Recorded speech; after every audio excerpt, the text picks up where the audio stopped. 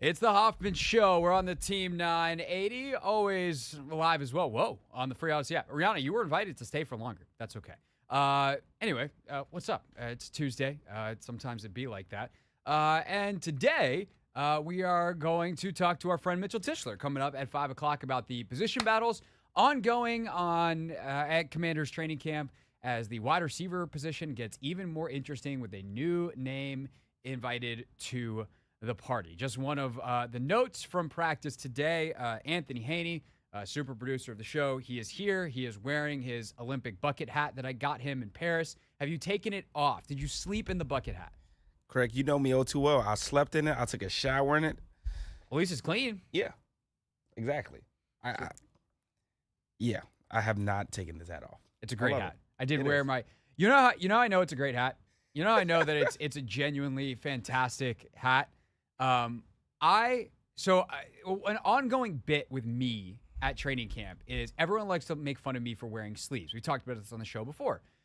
People love to just comment that I wear sleeves so I don't get sunburn, and it's like literally UV protective gear. It's super thin, and yes, it's hotter than not wearing sleeves, but like not by much. And I'd rather not deal with the sunburn afterwards.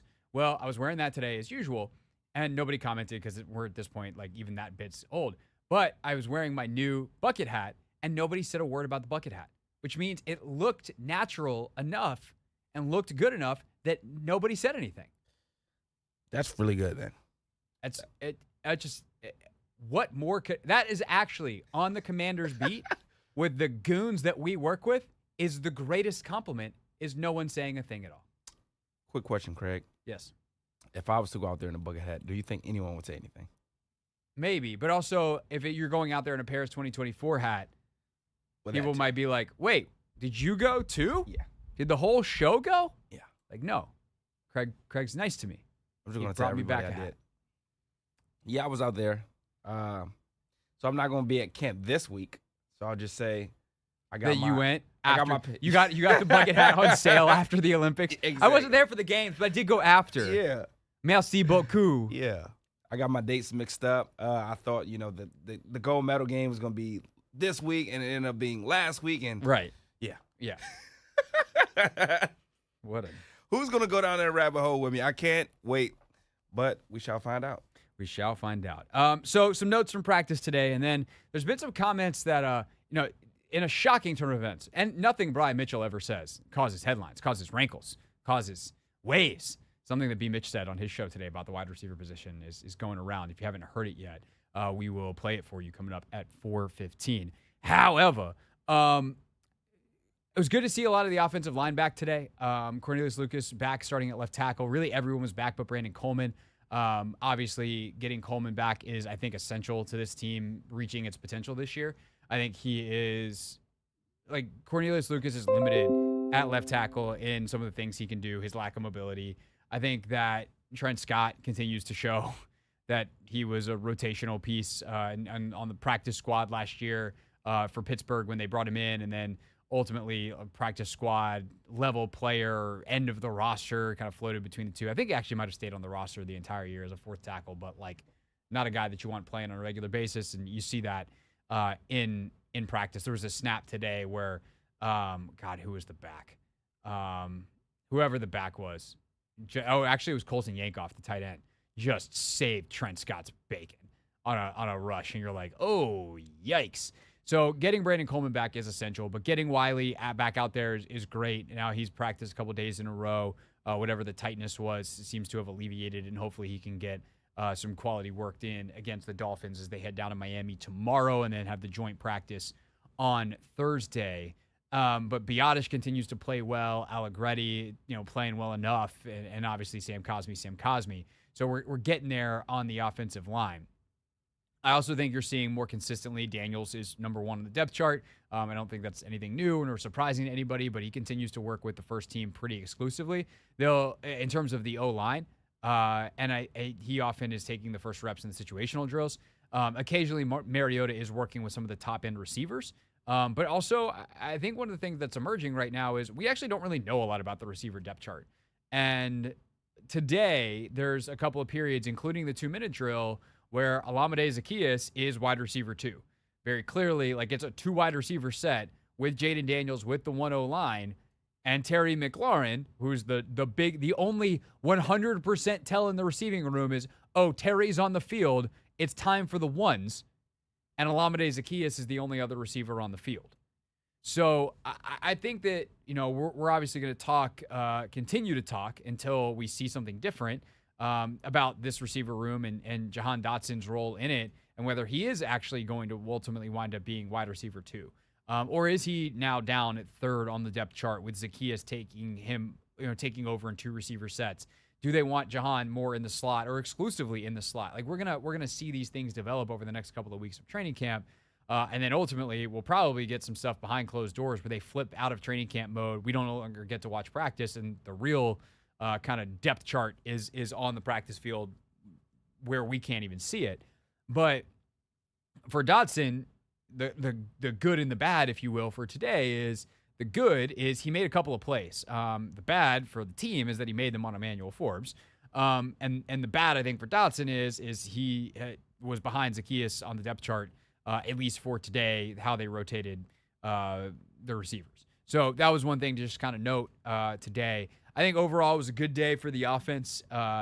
Both situations they worked at the end of practice went the offense's way, which I thought was actually particularly interesting because Marcus Mariota and the 2 offense, which included Dotson, who played a big role and had, I think, a big catch, if I'm remembering my periods correctly of practice in this part of practice. But Mariota leads the 2 offense against the 1 defense on a 4-minute drive that they ultimately win the game. They seal it with Mariota drawing a defender off sides, which was very, very funny. Nice little funny anecdote from the day, Anthony. They get the defense to jump, and Sam Cosmi runs down 10 yards and outside to the official and goes, "Do you have a flag? Do you have a flag?" And he tries to get the flag from the back judge or the side judge, whoever it was that was back there, so that Sam Cosmi could throw the flag because he wanted to celebrate them winning the drill and ending the game. Wow. Sam Cosmi, team comedian, also one of their best players. I'm mad I missed out on practice today, man. Sound like a good practice. It was a good one. And then the 2-minute situation, dude, if you've got your 1 offense and they're good and your 3 defense, your 1 offense should dice your 3 defense. And it was like a mix of 2s and 3s. But that's exactly what happened. Hot knife through butter, they are inside the 10-yard line. And it took them a couple of tries to get in. And then ultimately, there was a quarterback run or a keeper where Jayden doesn't get in from the 10, I think it was, or actually it might have even been in the 6, and it's just kind of a no gain, busted read option situation. And so they're kind of walking back, and they're like, get on the ball, clock's running. And Jayden's like, oh yeah, right. They get on the ball, snap it. Jayden throws a fade ball to Terry. Terry goes up, brings it down. There's your touchdown.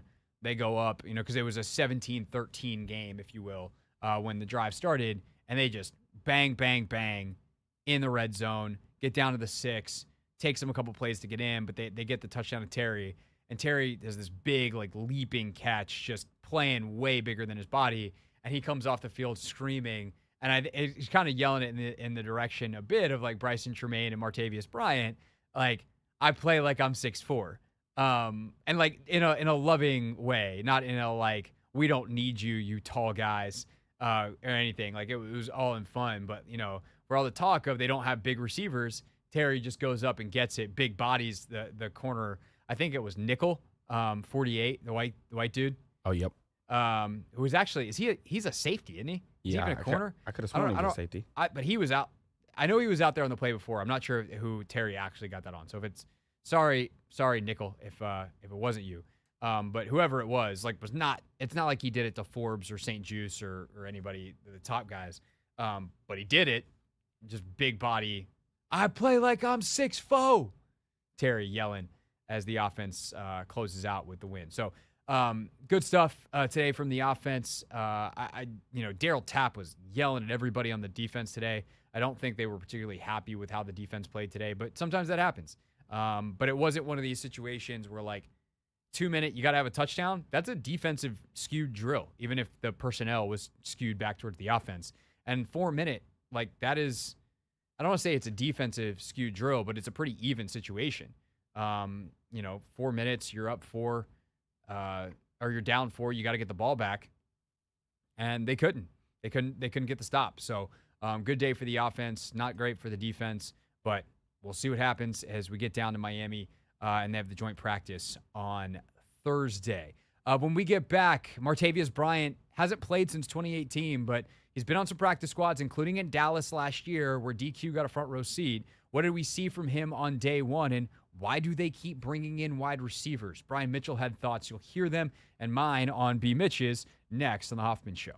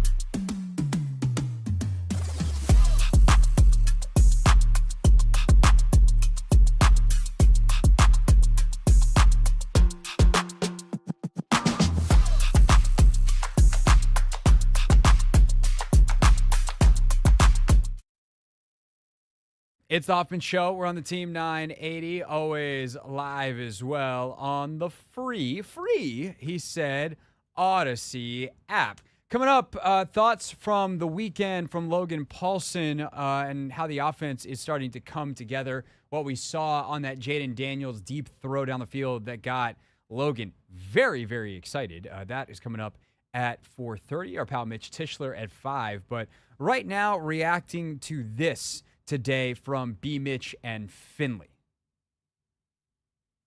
And that's the reason you bring him into the camp, because what bad hosting job. Him is Martavius Bryant, the star receiver in the mid 2010s, who hasn't played in the NFL since 2018, but has constantly been on practice squads, had a suspension in there, but was once a top receiver in the league and was brought in by Dan Quinn, Cliff Kingsbury, Adam Peters and company to compete here in Washington. And that's the reason you bring him into the camp, because what if it hits. Nobody on the roster can sit up here and complain because if you were hitting how you supposed to, they probably wouldn't bring him in. You know? So, hey, man, JP and I talk about a lot of different things. I want people to just understand. And there are times when we start talking about professional football players as if they're kids. And the fact that I played, I don't feel sorry for nobody because you have that opportunity to go out there and do your thing. Now, if I see somebody doing it and killing it, but they just don't like you, I'll say something about it. But if I know you have exceptional talent and you're not producing it on a regular basis, whatever happens at that point. That's the way I feel about it. And I watch people walk around like they're owed something. No. In this profession, you take everything that you want. You have to go out there and kick down the door to get it. And I'm watching dudes pouting and walking around sulking. What the hell is that? This is not Little League. This is the big leagues. And if you can't understand competition is going to be present and forget about it and move on and just go full speed every day, every play, every opportunity, then that's on you because people get cut based off of body language. Okay? People get cut based off of body language. If I got two guys fighting for a job, one guy goes full speed every day, one guy's running the extra yard or extra 2 yards, the other guy walks around stomping his feet like a little petulant-ass child, like you said yesterday, okay, and you don't do the things you're supposed to do, I'm probably going to take the guy with the more energy. It happens. Strong words. Stunningly from Brian Mitchell.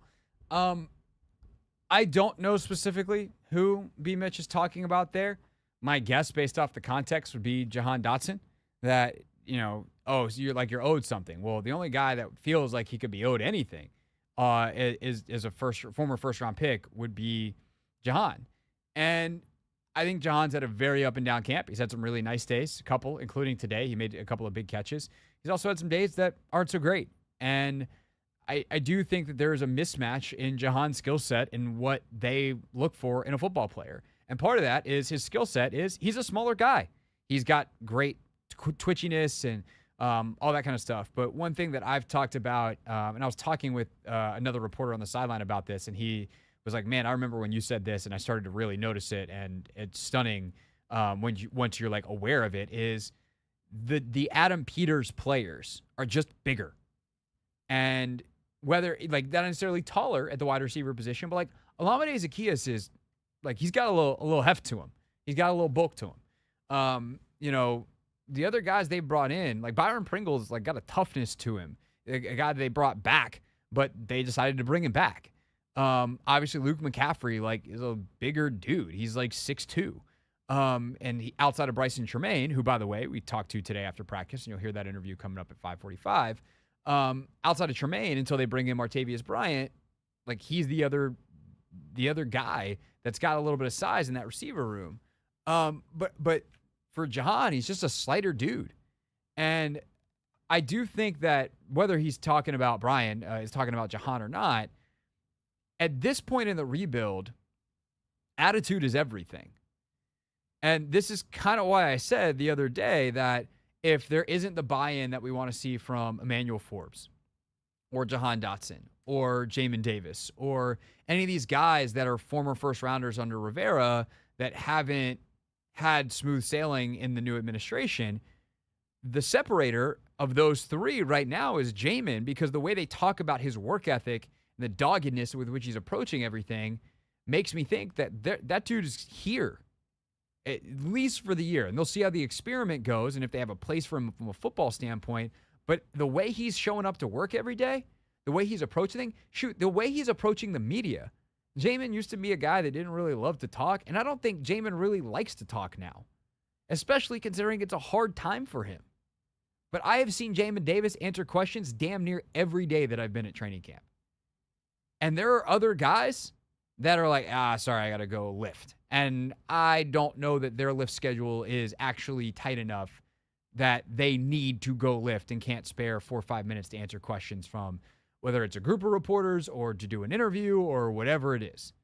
And there are guys that are doing that at this point in camp. And I get it. Like, they've answered a lot of questions, and frankly, a lot of it's probably Groundhog Day. We're not always the most original bunch. There's only so much you can ask guys this time of year. I get it.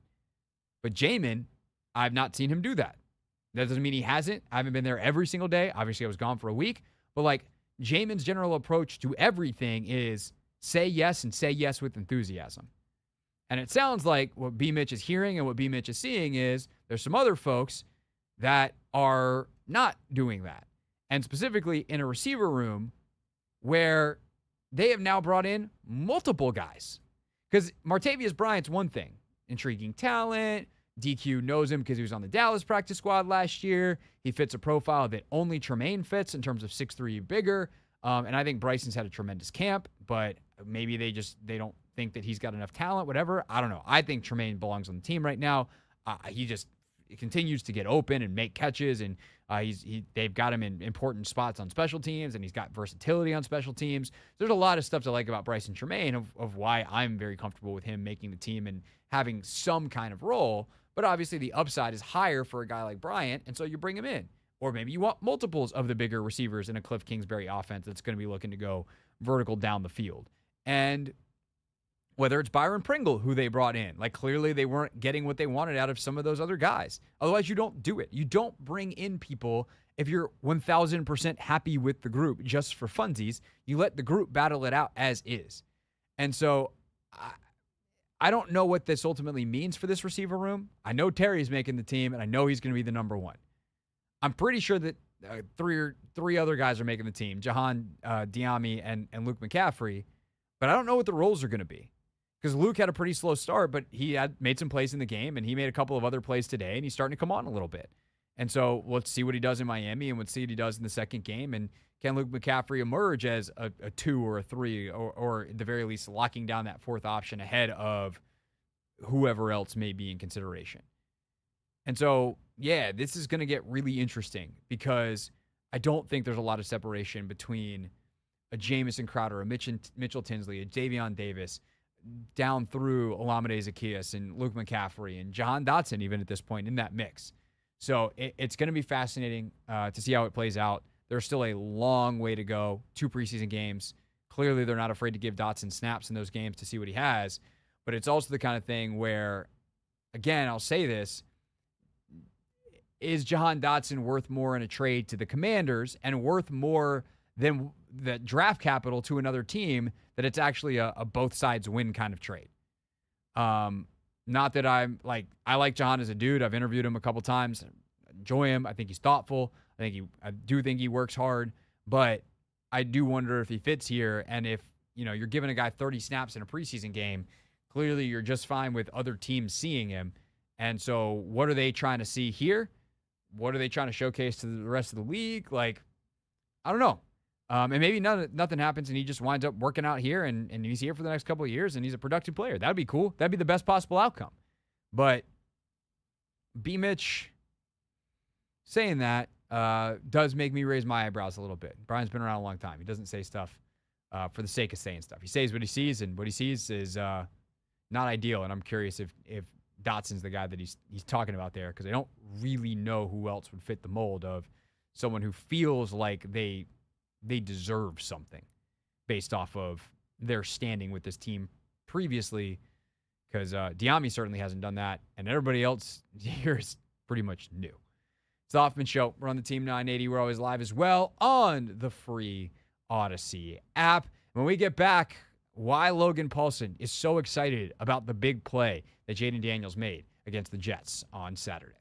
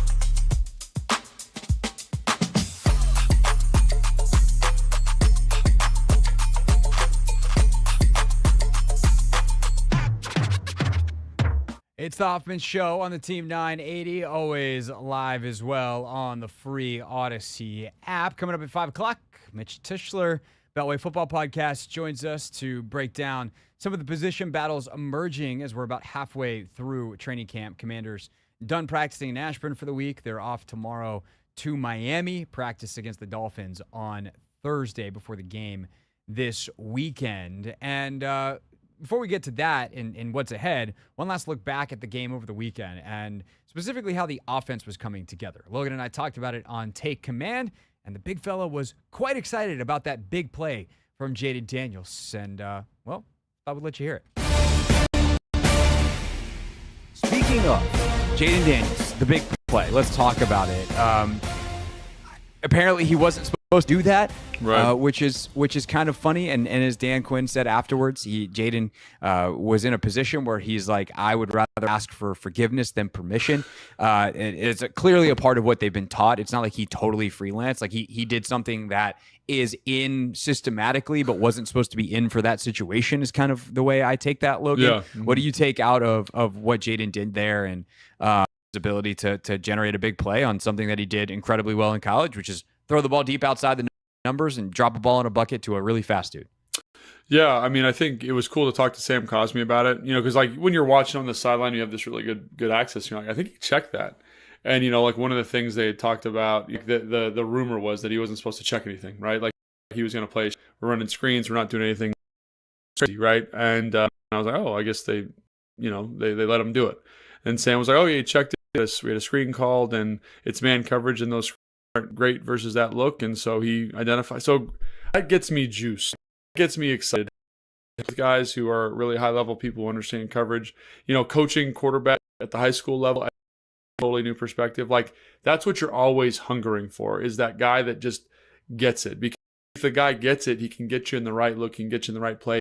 He also had to execute certain concepts versus hit a little bit different. The timing's going to be different. And so, again, it's throwing a deep ball in and of itself. Wow, that's whatever. Like, a lot of people can do that. And if you missed it, but the process of it, hey, it's coverage. I don't like this play versus this. I like this play versus this. I like this matchup. The other thing I loved about it is he knew coverage well enough to kind of like be like, hey, I'm not looking right to my matchup. My eyes stay down the field. He got the to that side to open the wrong direction, and then is able to kind of ensure the one-on-one. So the process is the thing that gets me excited. It's not the throw. It's not, that's great, but I understand coverage. I understand the play that I want. I understand how to maximize the matchup. Check. And so that's why that gets me excited. I understand, Dan being frustrated because it sounds like they told him based on his post-game comments to kind of like be conservative here.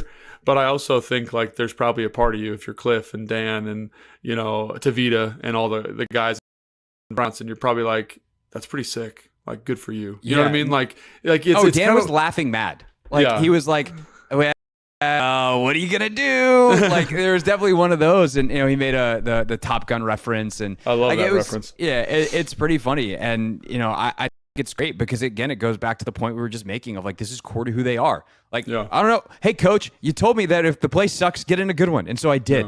Yeah. Okay, and like it's so Jayden too. You think of the hard knock that we played. Brian Dable's like, what do you do here against cover one? Throw a touchdown. And it's like, what do you do here against this look? Throw the fade ball to the outside of the matchup I like. You said, it's pretty easy if you go back and you watch the all 22 of it. Like, you can see it's man coverage. Oh my God, who did they play? My brain is jet lag. Hilarious. I can't remember Jets. The Jets, they're kind of in this kind of too high, but it's very easy to see right through it based off the alignments of all the dudes over, man to man. And on that side, like, the corners are pressed up, and he knows, like, okay, if I just safety, I ensure that man to man, and I know that De'Ami Brown's going to give me a chance. And I also think we should talk about De'Ami on that play because he does a tremendous job of holding the line. If you've ever been out to a practice field or most practices in the NFL, I actually don't know if they have this on the current field. They do.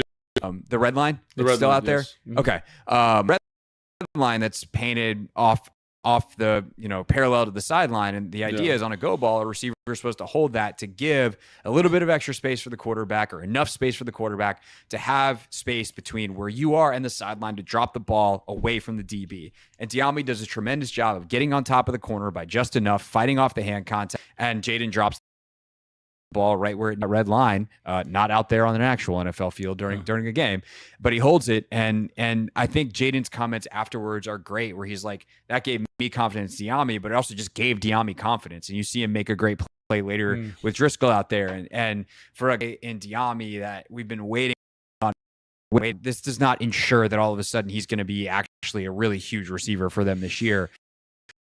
I think at this point it's pretty clear he's making the team. He's had and all that. But, that Jayden is out there like, let me pick my matchup. I want two. Like, good for Diami. Yeah. And again, lends itself to that too. He's a single receiver to the right side. Like, that stuff. But I like it. And again, I'm sure but it kind of reminds me of that old Bill Parcells, Tony Romo story, like when they like locked him in a cupboard and basically tried to pressure him into taking a bad deal. And he was like, no, I'm not going to do it. I'm going to wait and make sure I get the deal that I want. Kind of reminds me of that a little bit. It's like you're mad, but I'm sure you're happy too, because it's like, yeah, like he wants to win. He wants to make plays. He wants to do this stuff. Like a little cheeky. I get it, but I was excited. He's also good enough to pull it off. And that's too, right? Yeah. It's like, okay, and again, it's one throw. It's one throw, yeah. but it's the stuff around it was cool. And then obviously for him to score that touchdown, on the lead, great blocking by Bates, and I think it was Cole Turner on that play. But like great job getting to the perimeter and understanding like that you had it, because it's easy to see, but like when you get those guys covered up, you're one-on-one with the safety, and like knowing I am a good enough athlete to beat this guy if these blocks are good. Like there's also an understanding there. So yeah, for sure. All right, other players that we wanted to highlight / talk about. The running back situation, we thought B-Rob and Eckler did a really good job. But then you get down to Wiley, you get down to Chris Rodriguez. What'd you make of the running game as with those starters, and then moving through to the backup guys, including how the O-line played in front of them? Yeah, I think it just shows how special B-Rob is and how special Austin Eckler is, quite frankly. Like, I think that high ankle sprain, there was a lot of people, myself included, that unsure of what he'd bring this year. But you see the one-cut ability, you see the power, you see the contact balance, all the stuff that made him with the Chargers, you see kind of on display now, which is awesome and makes me really excited for his role moving forward. Like, having a guy that can, unlike that, and be dangerous is going to be special. But I got to give a lot of props to B-Rob. And also a lot of props to Cliff, props to the run game coordinator, because it is day one stuff. But again, like there's this good feel for like, hey, like we're going to run an outside zone. We're going to run a mid zone. We're going to run a pin pull. We're going to run a gap scheme. We're going to, what I'm saying? And it was just like in the same way that you see with like Kyle and Sean, they kind of understand that like one of the advantages you have as a calling runs is that the defense, it kind of looks the same at the beginning. So kind of just throwing some different stuff out there. And I think guys did a good job getting where they had to be. I think you got to credit a lot to that your group, the Cosme. I was really impressed with how to utilize him. In my notes, I remember writing down a couple times, like they did some like pin pull stuff on like mid zone, which is stuff that you see. I think the most famous examples are Philly, but also New York did quite a bit last year, where the angle's a little bit of the linebacker, so you block the linebacker holds because he thinks it's a gap scheme run. You pull around, and his mobility I thought was great. I thought his mastery of the runs and getting them targeted, like I think a lot of people, like when he, like in Dallas, for example, when I watched this film when he was a free agent coming in, I was kind of like, man, like I don't see this great athlete. And usually with center, you want someone who's smart, who's a great athlete. And I think he wasn't like, Jason Kelsey, but like you saw good movement skills. There was a tight zone to the right and just the ability to punch through the backside shade and take a really good angle to the next level and cover that guy up. It's good stuff. So I was really impressed with that. I thought Allegretti did a good job. I think you see some of his athletic limitations, but you also see his tremendous power. Guys inside, I was just really impressed with their ability to move stuff. And then when they're moving stuff and you get B-Rob going downhill with his shoulder square, like he's getting 4. And the way B-Rob finished runs, couple that with Austin Eckler, those guys did a great job. And then you kind of move on to that next group of guys, and I think it was McNichols and then Chris Rodriguez. And maybe McNichols gets banged up a little bit, so Rodriguez is in. And I kind of honestly, I think I said this to you on the phone, I felt bad for Chris Rodriguez a little bit. Yeah. Like, he just did not have a good runway on any of his runs. I think he had 7 runs, if I remember correctly. And it just was like unblocked 3 technique in the front side A gap, right? Where there's a line stunt, and the guys who, the kind of back up get it picked up, and there's a looping defensive lineman getting you. There's a pressure to the front side, and I'm running on an unblocked linebacker. You know what I'm saying? It just was intense for him, and I felt bad because he's a guy that I think shows up when the pads come and never really had the way to get that done. I think a good juxtaposition actually is Brandon Allen, the guy for the Jets, the running back. Yeah, it's Allen. He wears 0. I can't remember his first name. But he's a dude, and everyone's like, man, he looked great. But he had a really clean runway to get going, get his shoulders square. And I think Rodriguez is kind of the same way. And so when he doesn't have that runway, that one cut, it gets messy for him. So I felt bad. And then you compare him to Wiley, who I think had some messy runs too, but a little bit cleaner overall. He looks much more productive. And you see special, right? The kind of the suddenness, the burst, the ability to catch the football. Maybe he's making a push for that kind of that, I don't know, 3rd, 4th running back spot, depending on how McNichols looks. So I think that's something that I came out of the game like, because I like Chris a lot. Good guy, works hard, a lot of respect for how he approaches the NFL game. Being a guy that, is kind of empathize with him a little bit. And I was disappointed in the looks that he got, because I thought, man, he need to show what makes him good in the NFL. Yeah, I hope that he gets some better looks. I do think Wiley, though, with the versatility that he has, I think, and the relationship to Cliff, like Cliff knows him well, and like how they utilized him at SC, like they do, like in critical situations, he's the guy we want, and I think there's a reason for that, and I think like there's obviously a good relationship there, so. Yeah, for sure. And you see, you talk about utilization also. There's some 2-back sets where he's in and he's like sealing the backside, as a pass blocker. Like there's a lot there. And as a 3rd back, do you want someone who's a little bit more versatile that can do a little bit of everything? The questions one of the questions that Adam Peters is ultimately going to decide as he puts his final stamp on this 53. Receiver position, we talked about Diami. It was interesting how much Jahan Dotson played. Yeah.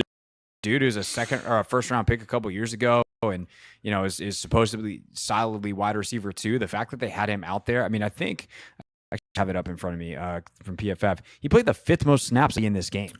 Yeah, I don't know what to make of it. It's interesting. The thing that keeps coming up with him is I love him as a route runner. I love his feel for catching the football. Is his play strength shows. Like when you're watching Terry, when you're watching OZ, when you're watching even Jamison Crowder, like there's a strength to them that allows them to play through contact. And I just looked at that. I just actually watched it before we got on the call. The fade in the second into the red zone where he beats the guy, but he gets a little bit of a bump and then loses his footing and falls down. And that's, I think, the stuff. If I'm a coach, I want to play through that. And the only way I get to see it is getting reps, And so I think like that's something coming out of the game. I think just going through it, Terry didn't play, obviously. I think OZ great on the slant that he had where it got brought back. Again, the play strength, the patience, fight, strong hands. Love that. Nice I think punt return too. Yeah, great punt return. Bryson Tremaine, I thought did a good job. He had that one hitch that was a little out. He was on not stage with Sam Hartman expecting a back shoulder overthrow, but the catch over the middle, you see his size.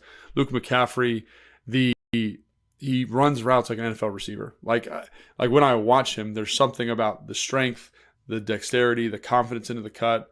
Love to see that. I thought Rosemy Jack Saint was a little bit like kind of feeling his way, which again, it's his first game as a rookie. So I think he's got to adjust to the speed a little bit, but lots of positive things to draw from those other guys. And I think Jahan did some good stuff. I think he had a screen where he was a little bit creative, but I need to see him play stronger. And it's something that is going to always kind of, again, I love the route runner. I love the nuance. I love how he layers stems and tells and indicators. He catches the football well, but he's if he can't kind of get through this. And I think like maybe that's why he plays a lot, is because you want to see him kind of fight through some stuff. And I also think he's playing multiple. He's playing inside and outside, and so you're going to play more because you're maybe the number 1 F, right, slot receiver. And then when the outside guys go out, you become the number 1 outside guy. So maybe that's another reason why. But that's one thing that I think with the receivers specifically that I was like, would like to see a little bit more there from him. But again, not a bad day, just a personal preference thing more. Yeah, it's going to be interesting to see. One thing that I did notice with the receivers too, though, like Cliff's ability to get the ball to everybody. Instantly see why dudes love playing for him is like, John's got a screen, Terry's got a screen, like OZ's got looks, like every single receiver, you're like, oh yeah, I remember the target for him. The ability to get the ball to a bunch of different dudes, I think you see in a major way. And I'm glad not that you wouldn't mention Bryson Tremaine, like you're the leader of the Bryson Tremaine fan club, but you see that he's different than everybody else because of that size on there. And you're like, I think that's why, right before I left, I had the receivers coach, Bobby Ingram, on the show. Oh. And I was like, I know you're not going to, I know there's a long way to go, but like, I feel like Bryson is, on a route to make the team. He's like, yeah, great. He works really hard. Like, we just love him. He was very, very quick to be like, there's a long way to go. Like, you're not going to pin me down here. And I wasn't trying to, but like, you're not going to pin me down saying like, oh yeah, Bryson Tremaine's making the team. Cause obviously it's not even Bobby's call. Yeah. But you see the difference of him and everybody else in that room. And we'll see if that continues to show up. All right. Anything else offensively before we talk about a couple big defensive things real quick? Yeah, 2 things. Sorry, because I can never just do this. Kaz Allen, shout him out. He did a good job. Yeah, catching. Although I will say, he had to end around and like showed the ability after the ball, but the last play of the game with 1 second left to not catch that one, you're like, oh yeah. I was taking my headset off, so I missed it. So, to be perfectly candid, but yeah, I thought you see some of his creativity, and the other thing is the tight ends. I mean, I think that group looked great. Physical. Benson was super impressed with him. And it hasn't really showed up in camp. He's been a little bit quiet catching the football, not a great, in terms of like individual man-to-man separation, but you see him on the seam, you see him on the out, you see his lower body strength to like break tackles and balance through stuff. And also you see his just desire to be physical. And it's just like, when him and Bates are on the field together, that's a nasty tandem. And then I think Cole Turner, I know he gets, but I always right now. I agree. He's playing physical in line. Like even the second one, that PI, the guy's standing there at 10. I'm telling him, fight through that contact, like demand your space. That's a bad play by that DB. I think it's such a bad play. It looks like PI. He does extend his arm a little bit, but it didn't make him fall. He fell because he tried to like collision the receiver. And he's fighting for his space. I love that he hit the crackback even. Like, that's just something that hadn't shown as part of his game. So I love the physicality. I think that's a good job. Colson Yankoff also deserves a shout-out as a teams guy. And then in that kind of fullback move piece, he's just a good athlete, and he's got the want to. So I think that group is different than it's looked the past couple of years, but you can see the physical mindset of the group, which is exciting. For sure. With Turner, it's like someone told him, like, dude, if you're not the hardest working guy, you're not making the team. And he's like, it does feel that way, doesn't it? Yeah. Mm-hmm. And like the fact that he took that seriously, I don't know whether he's got in his skill set to ultimately overcome the numbers game and the fact that there's, 3 guys ahead of him for sure in Bates, Ertz, and Sinnott. But it's not going to be for lack of trying. And at the very least, Cole Turner at the end of the day can rest his hat on that. And I'm sure Dan Quinn will tell him like, hey, dude, great job. And but it might be enough. Like, and if he's going to make plays in games, because he's been good in some practices and stuff, just quiet in games or big drops, whatever. And he is playing his tail off. And it's something I noticed before I left in camp. And again, if you're going to get penalties for trying hard in preseason, like you said, and they're kind of wishy-washy, then that's something you can live with. All right, that from Take Command. If you want the full podcast with our full breakdown, including thoughts from Logan on Emmanuel Forbes, you got to check out Take Command wherever it is that you get your podcast. Of course, if you miss any part of our show, we got a podcast too. It's just this show on your schedule instead of 4 to 7. Whenever I say the thing, you can make me say the thing whenever you want, as long as I set. You get the point. You know how podcast works. Just search the Hoffman Show in Apple Podcasts, Spotify, Amazon Music, wherever it is that you get your pods, perhaps it's the free Odyssey app. Same place you can listen to us live where I'm in control. Mwahaha. 4 to 7 daily. Coming up next, Mitch Tischler will join us. Much more on two big position battles that are developing. We'll dive deep into the wide receiver position and the offensive line situation, because I think 4 spots on the offensive line, pretty solidified. Left tackle, big question mark. But that's not the only thing that's a question on the offensive line. What is emerging as the backup situation? Some of the things that I think we thought were sure things may not be sure things after all. We'll dive into it. Nobody loves talking to O-line more than Mitch. So we'll talk to Mitchell about all that. Next, it's the Hoffman Show. We're on the Team 980. And, of course, always live on that free Odyssey app.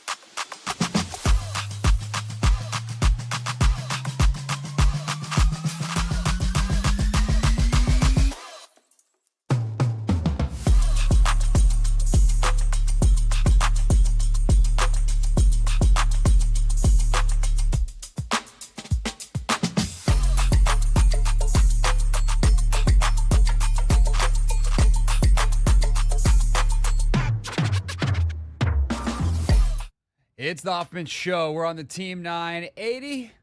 Always live as well on the free Odyssey app. Hour number 2. And you know how that goes. It means that we bring in some of our friends, those that cover the teams that you love on a daily basis. And 5 o'clock, we've branded it a little thing we like to call Not My Beat. Today's top story from the perspective of someone who's there. You are looking live. This just in. Not My Beat. I know this guy was there today because, well, I talked to him. And then we said, hey, what you doing at 5 o'clock, Mitch Tischler? And he said, coming on your radio show. Mitchell, good to chat. My friend, how are you? I'm doing well. Always happy to come on with you, especially for Not My Beat. Yes, it is great to have you, of course. Mitch, the co-host with JP Finley of the Beltway Football Podcast. And Mitchell, there's 2 big position groups that I just kind of would love to go deep on with you, and that is wide receiver and offensive line. I will give you the choice. I feel like this is a fool's errand by me. I could just start with offensive line, but maybe you want to do a best for last bit. Would you like to start with the receivers, or would you like to start with the offensive line? Yeah, come on. You know me well enough. If we have an opportunity to talk about the big men in the trenches, I'm there for it. Okay, so here's where I'm kind of at on offensive line. I'm curious where you are. That's how I'm going to get us started here. Conversation style, if you will. I think 4 spots are locked. I think 4 spots have been pretty locked in terms of starters. I think left tackle is still up for grabs, and a huge part of that is Brandon Coleman's health. But I think beyond that, the backup spots have gotten a lot hairier than I anticipated. Is that how camp has played out for you as well? Or do you think that there are some guys beyond that first, let's call it 6 players, with Lucas and Coleman being 5 and 6, the 2 guys in heaviest consideration for left tackle, that are like locks to make this team? Yeah, I think there are a couple of those guys. I mean, pretty much the folks that this coaching staff brought in, which include Allegretti and Biotish, and I think Michael Dieter has to be included in that as well. He didn't have the greatest game against the Jets, but he's a veteran that this coaching staff knows and likes, and he's a guy that's ultimately going to be kind of the first backup at all 3 of the interior positions, left guard, center, and right guard. So I think he's pretty much a roster lock. And this coaching staff keeps talking well of Trent Scott, and I think considering the age and durability issues that you have with Wiley and Cornelius Lucas, you're probably going to need at least 1 extra kind of tackle on the roster, and Trent Scott is looking to be that guy, at least according to the staff. So really, I mean, I think you got 7 spots that are locked up and 2 and or 3 that are kind of open on the back end, depending on how deep this group wants to go in the final 53 with their line. So you don't think that, even though Dieter is a vet, and I think I was with you like coming into everything, it's like, yeah, they brought him in, he's a vet, but with the versatility that they're experimenting with a guy like Chris Paul or anything else that you've seen from anybody else, you don't think that Dieter spot is open, or the door has been opened by how he played against the Jets and some other struggles that he's had in this camp? No. I mean, he has been the number 1 backup at all 3 of those spots, left guard, center, and right guard. And, you know, they'll put him in, and when he gets some guard reps, and then all of a sudden, you know, you'll see Ricky Stromberg at center, or he'll play center, and you'll see, you know, Chris Paul or, you know, someone else lining up in those guard positions. But when they go to that first rotation of changes, he's always the number 2 center. And then when they want to get him a little work at guard, he's always with the second group there. His spot, pending injury, I think is a virtual lock. I don't think that's unreasonable. Overreacting to one preseason game is a silly thing that we long ago in our careers hopefully have given up. Mitchell, yet every year we probably do it a little bit more than we should, because that's the nature of things. Mitch Tischler, co-host of the Beltway Football Podcast, with us here on the Hoffman Show. Before Brandon Coleman got hurt, do you think he had the inside track to start at left tackle? And where are we now with him being somewhere between day to day and week to week? Yeah, the injury discussion is kind of odd, but we haven't really gotten a real clean update as to what it is, because it's been day to day or week to week. It's been the pec, it's been the shoulder. It's kind of a little bit vague, and certainly prior to the injury, I think he had the inside leg to starting at left tackle. I thought it was essentially his job to lose, and you know, this injury might be what ultimately does it.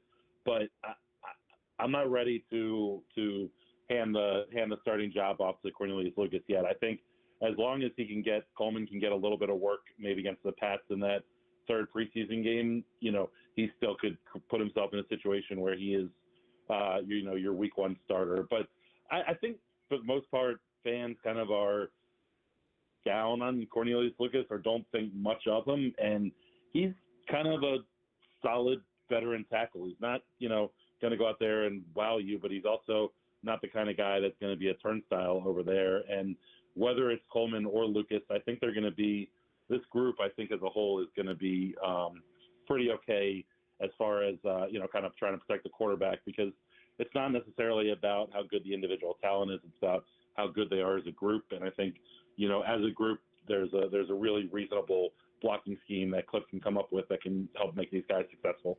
Well, I think beyond that, too, we saw in the game the play calling and how he protected Jayden in the game. And not that you're going to run the ball 8 times, pass it 3 in an actual NFL football game, certainly with that ratio over the course of 4 quarters. But, like, Cliff showed an understanding that, oh, yeah, if I need to protect my quarterback because my offensive line is banged up or not playing well, like, I know how to do that. And to me, that was one of the biggest takeaways from the game.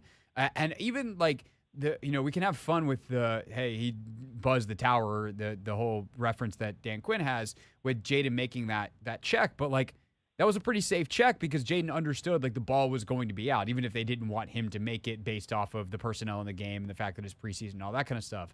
But there's just, to me, Mitch, stuff that's fundamental to how Cliff has this set up systemically that is going to help insulate the offensive line.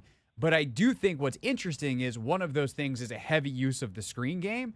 And that's where Cornelius Lucas worries me, because he doesn't have the mobility of certainly Brandon Coleman, but even a guy like Trent Scott.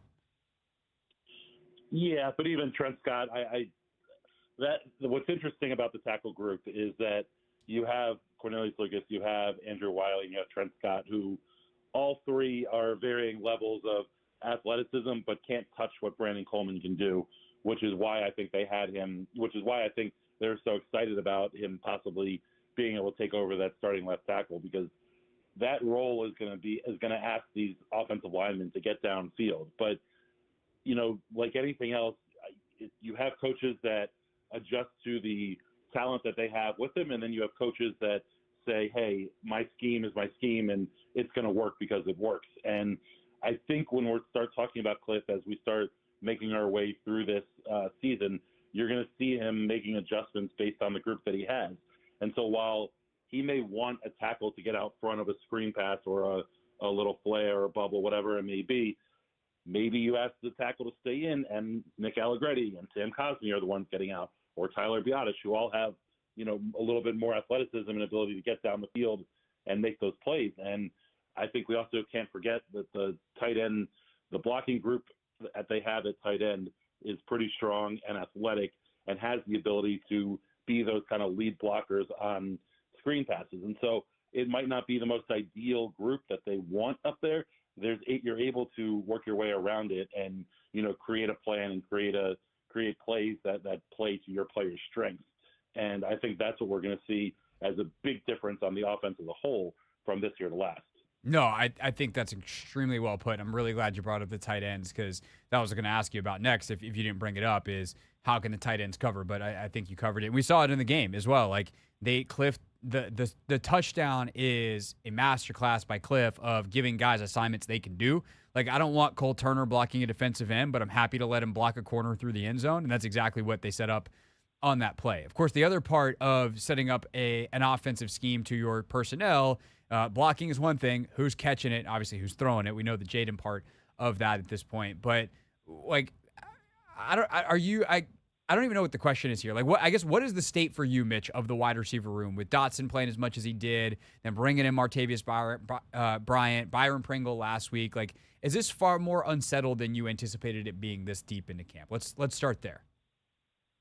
Yeah, maybe a little bit. If you want to zoom out to the 30,000-foot view, not just the wide receiver room, but I like the fact that this coaching staff is cycling through kind of those back end of the roster players, because once they figured out that Dax Milne wasn't a guy who was going to be able to help them in this offense, there's no reason to keep him around. And I like that they started rotating through, and they're getting rid of guys who they kind of have decided that they're not going to be able to help them. And the wide receiver room is an interesting place there because I think there's probably 5 roles that are going to be relatively well defined, and what those roles are, I think, are still up in the air. But I think you look at Terry McLaurin, Jahan Dotson, Olamide Zaccheaus, Luke McCaffrey, and De'Ami Brown as kind of 5 guys who are going to be on the roster. And when you start talking about the how many the final roster breakdown, the question is going to be how many wide receivers do you keep? And if Jamison Crowder is your punt returner, he's a quote-unquote wide receiver as well. That's going to take up a roster spot. That gets you to 6. And then you're really fighting for kind of one spot on the back end, and that's, Bryson Tremaine, Mitchell Tinsley, Martavius Bryant, Byron Pringle, Kaz Allen, kind of that group back there. But, I think when you look at a whole at this wide receiver group, you have a lot of similar players. When you think about, kind of the teams that are successful, they have different receivers can kind of do different things. You have kind of, your shifty slot guy, you have your downfield threat, you have your, red zone threat, you have your kind of go-to receiver. And, they have that guy in Terry McLaurin as their go-to guy. Maybe Zaccheaus is your slot guy. De'Ami should be your downfield threat, but I'm not ready after one catch on a preseason game against the Jets to declare that he's going to be that guy, because in 3 seasons in Washington, we haven't seen him have more than, whatever it is, 175 yards in a season. So I think there's still a lot of question marks there and how they're going to deploy these guys, but there's certainly a lot of unsettledness in that wide receiver room. How much of a chance do you give Pringle or Bryant to actually make this roster as the 2 guys they brought in to add to this room within the last couple of weeks? I think a lot of it comes down to that 5th wide receiver who's also your punt returner. Olamide Zaccheaus was doing it against the Jets. He's okay at it, but he certainly had a couple of bobbles, which isn't great. Jamison Crowder is certainly your most consistent guy, but can you afford to keep a 30-year-old receiver who's pretty much only going to be a punt returner on this roster? I don't know that if you're looking kind of big picture long term that makes a ton of sense. And again, if you're going down that route, does Martavis Bryant help you enough this year to maybe stunt the development a little bit of a younger receiver? It's something that's we don't know this coaching staff well enough to know how they kind of value those back end of the roster positions. But ultimately, we talked to a line, we're talking wide receiver now. Those are 2 positions that need to be upgraded as they continue this, restructuring process, whatever, they want to call it. But it's not something that you're necessarily going to be able to fix in one season. No, I think that's something that I've tried to talk about quite a bit as well, of like, they can only do so much in year 1, and they're going to wind up with 30 of the 52, roughly 30 of the 52 being new guys, and it's just unreasonable to expect them to do it all in 1 year.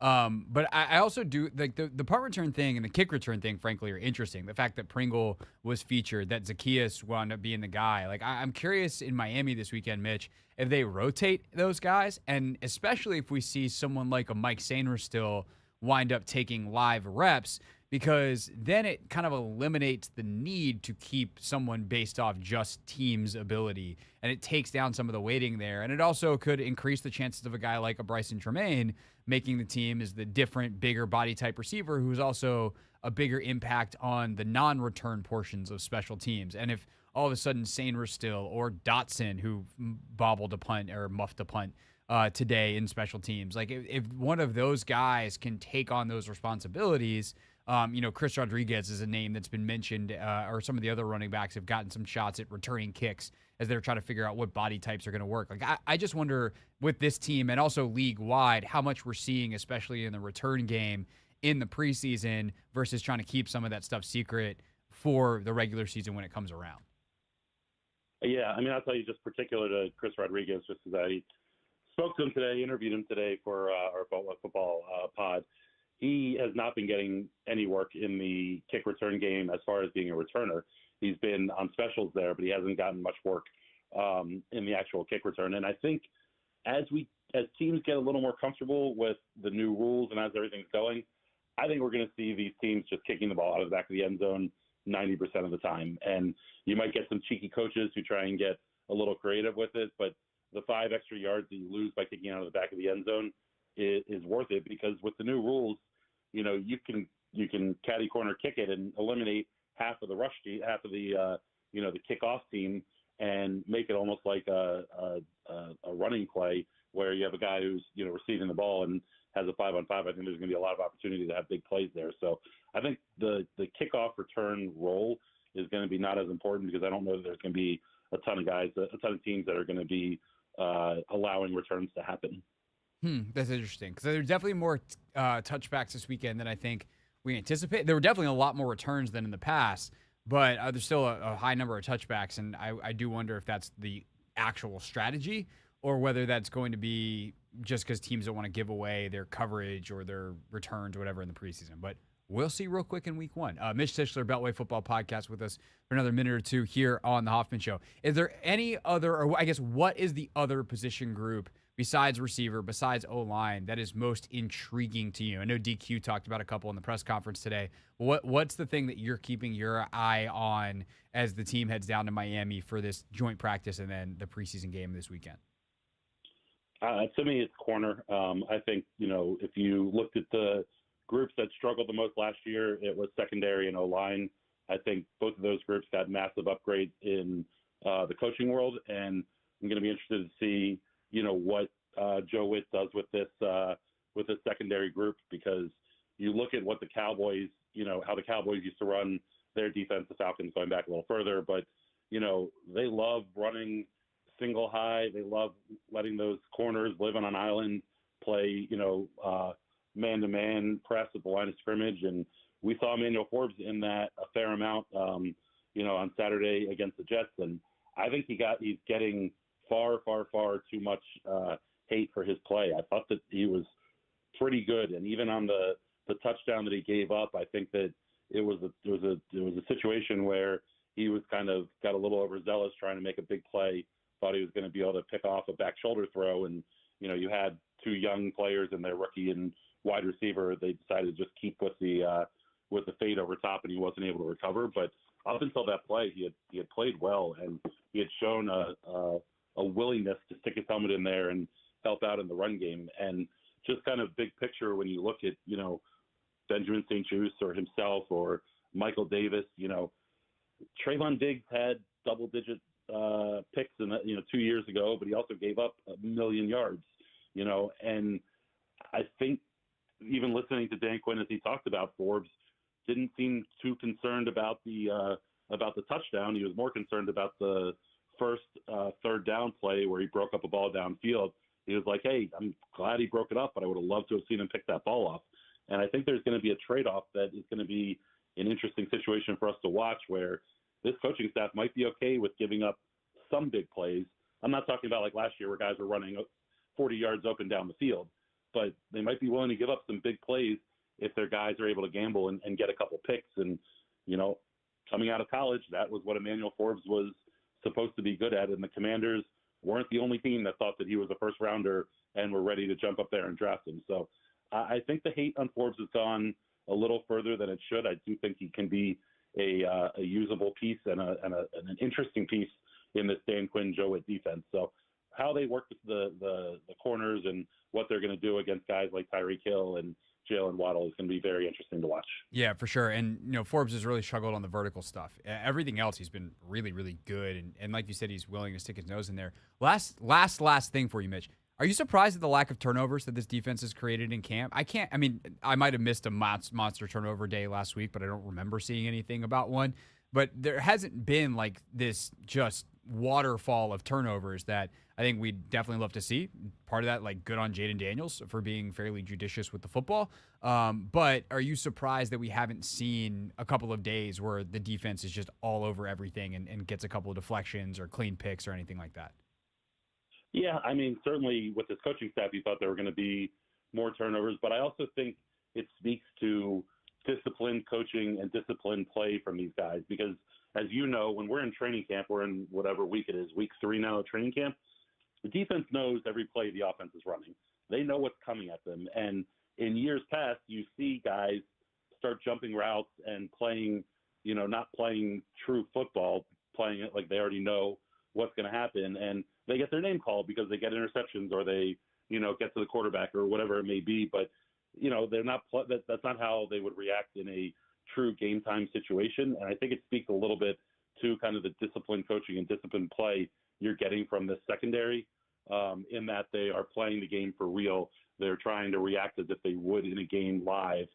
But also, certainly, you have to give the quarterbacks credit because Jayden doesn't throw a lot of interceptions. Marcus Mariota has been, shown a proclivity to tuck the ball and run, So they're not really putting balls in precarious places where the D can go make plays. But, yeah, I mean, it's an emphasis that this coaching staff has had from the beginning, and not just this year. You can go back to Dallas. You can go back to Atlanta, Seattle. It's something that's been a calling card of Dan Quinn. And so, I expect that they will be better as we get to the season, but I appreciate the dedication to, playing kind of real football and not training camp, hero. Yeah, for sure. I love the Marcus Mariota, proclivity to run. Yep.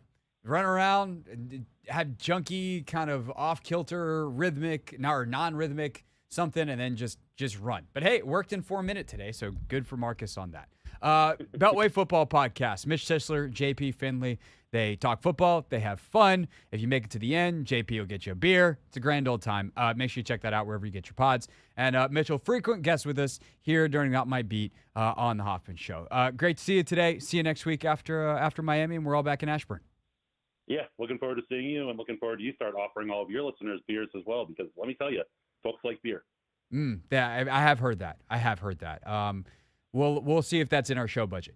Mitch, we don't have a show budget. Thanks, buddy. I'll talk to you. Thank you. That is Mitch Tischler, everybody, with us here on the team at 980. We're very sorry that we can't buy you a beer.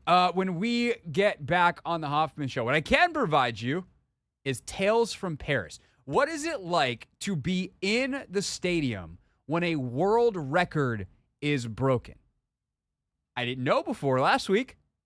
And then I watched Sydney McLaughlin run 400 meters over 10 hurdles in 50.37 seconds. Tales from Paris, next on the Team 980.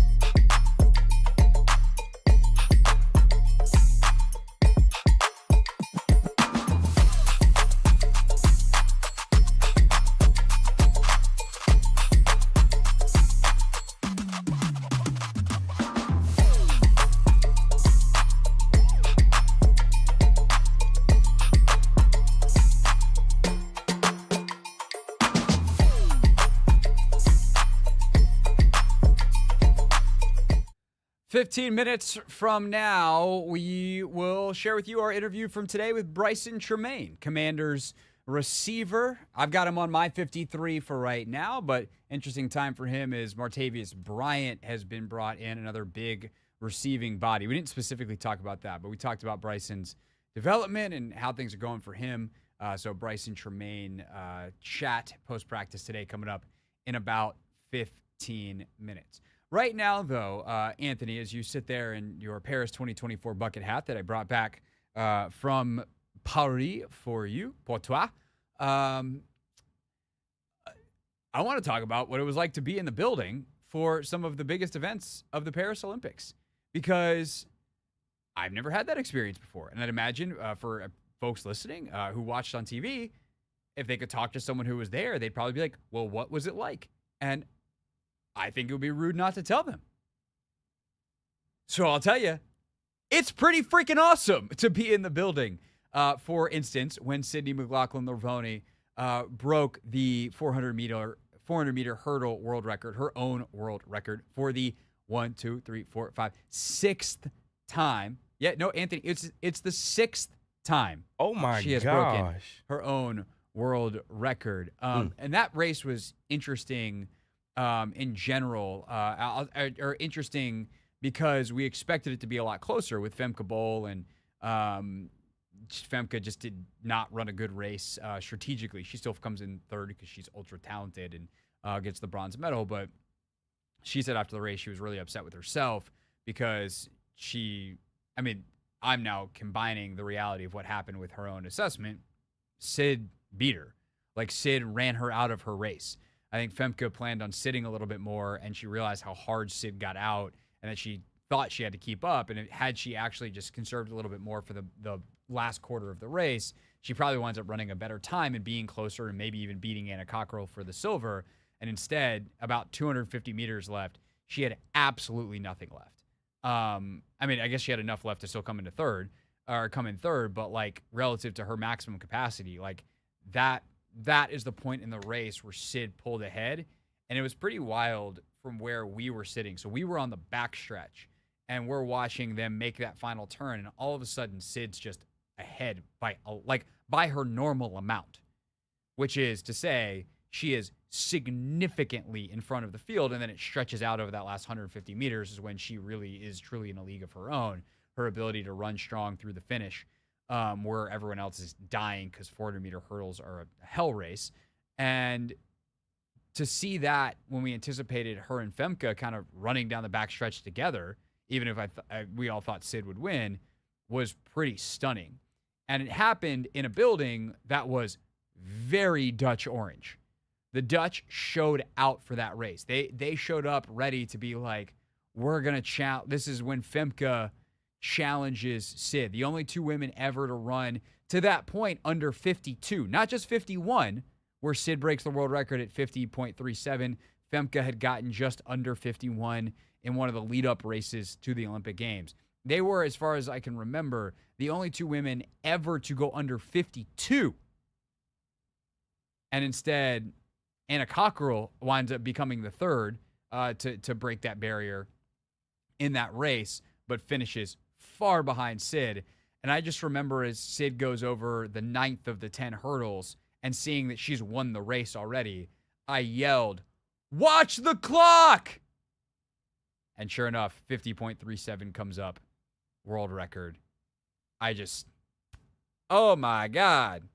And to see how much it meant to her, and like just to know that we just witnessed history, to see the world record flash up on the board, it was just an incredibly cool experience to watch that go down in Stade de France on a magical, magical Thursday night. That was filled with all kinds of other stuff. I mean, we had just watched Noah Lyles losing the 200, and there's a bunch of other stuff. Tara Davis-Woodall was in the middle at that point of winning the gold in the bronze jump or in the long jump.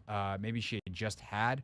But yeah, it was wild to see her just come down that backstretch like we've seen so many times before on TV, but to watch it in person, just the gap, and then watch the clock. Oh my God. There it is. World record.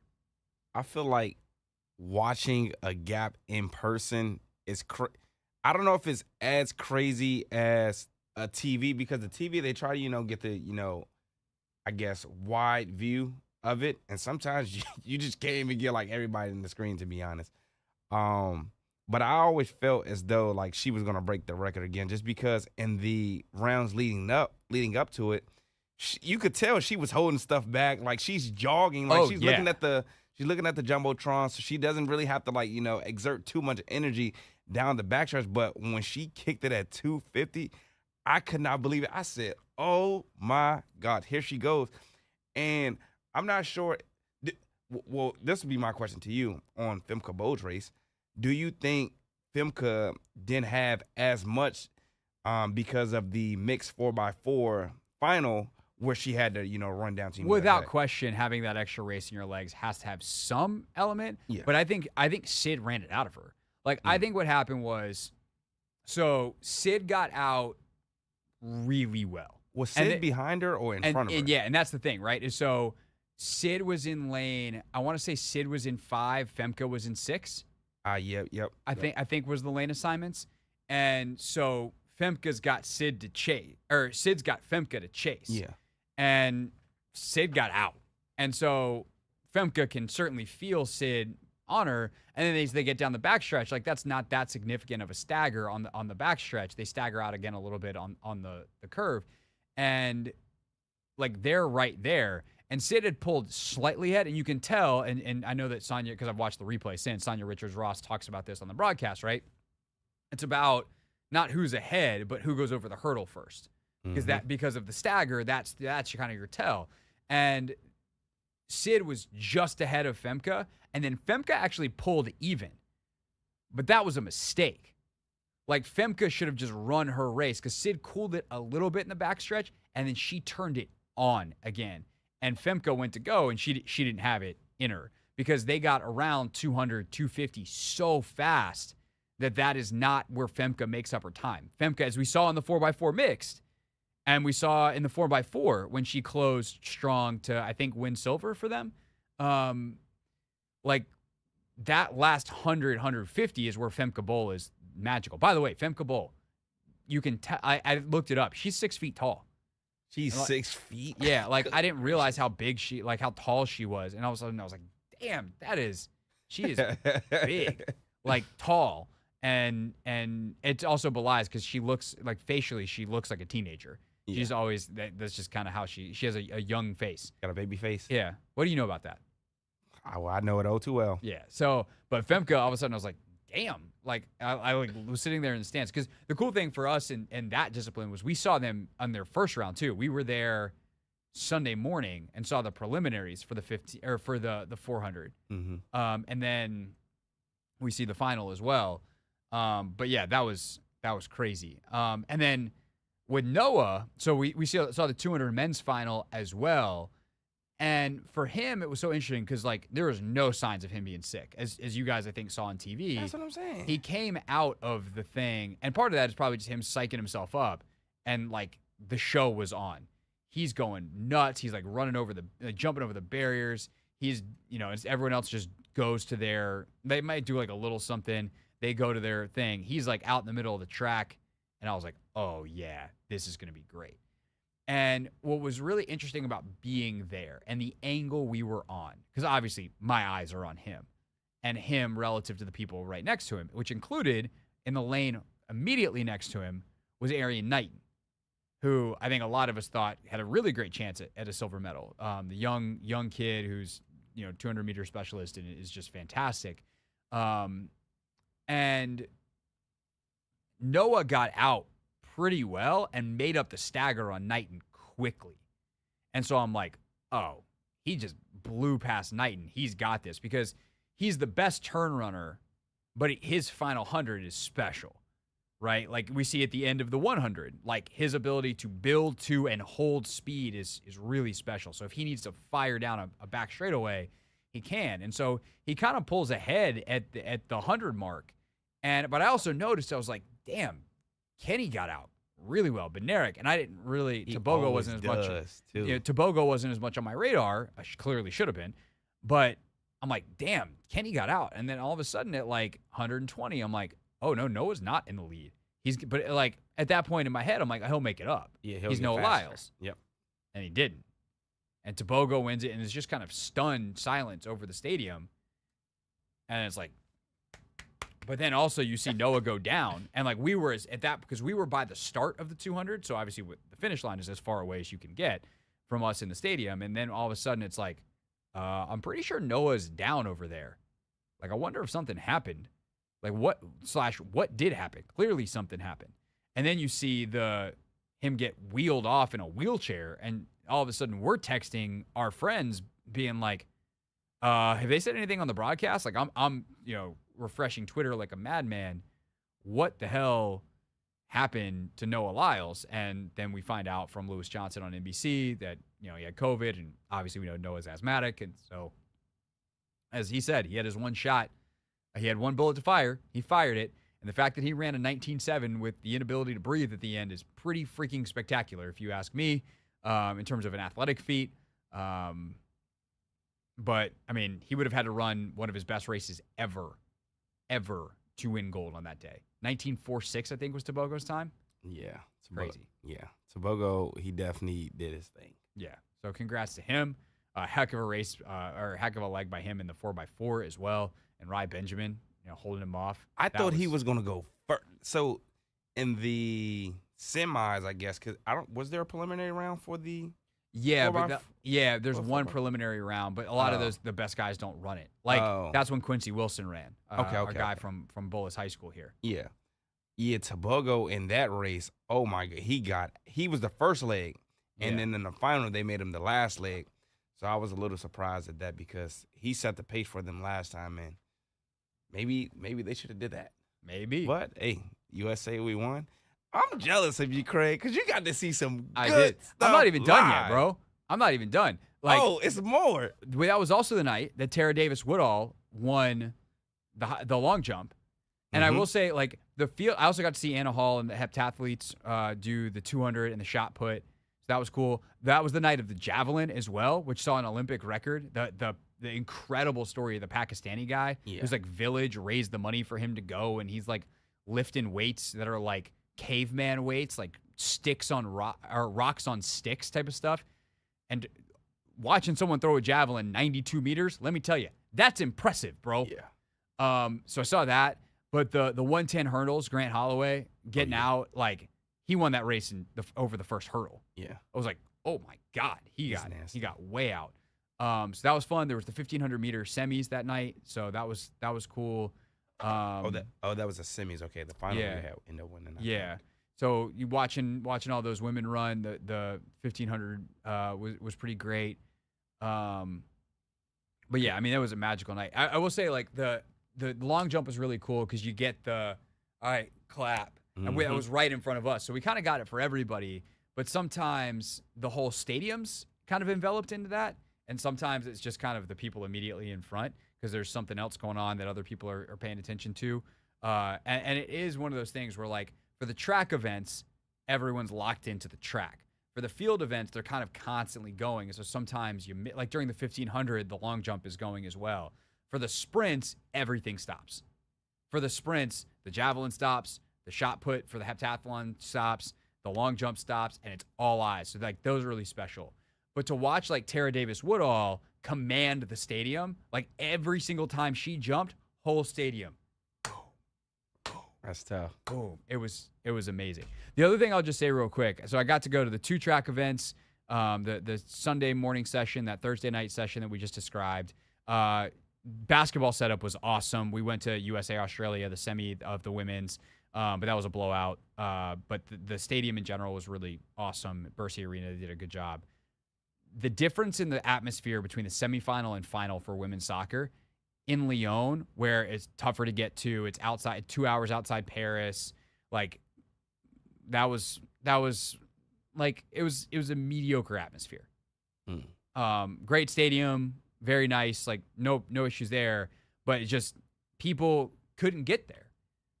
The final, bro, is one of the greatest sporting events I will ever go to in my life. 60,000. The Brazil fans are just like screaming their national anthem.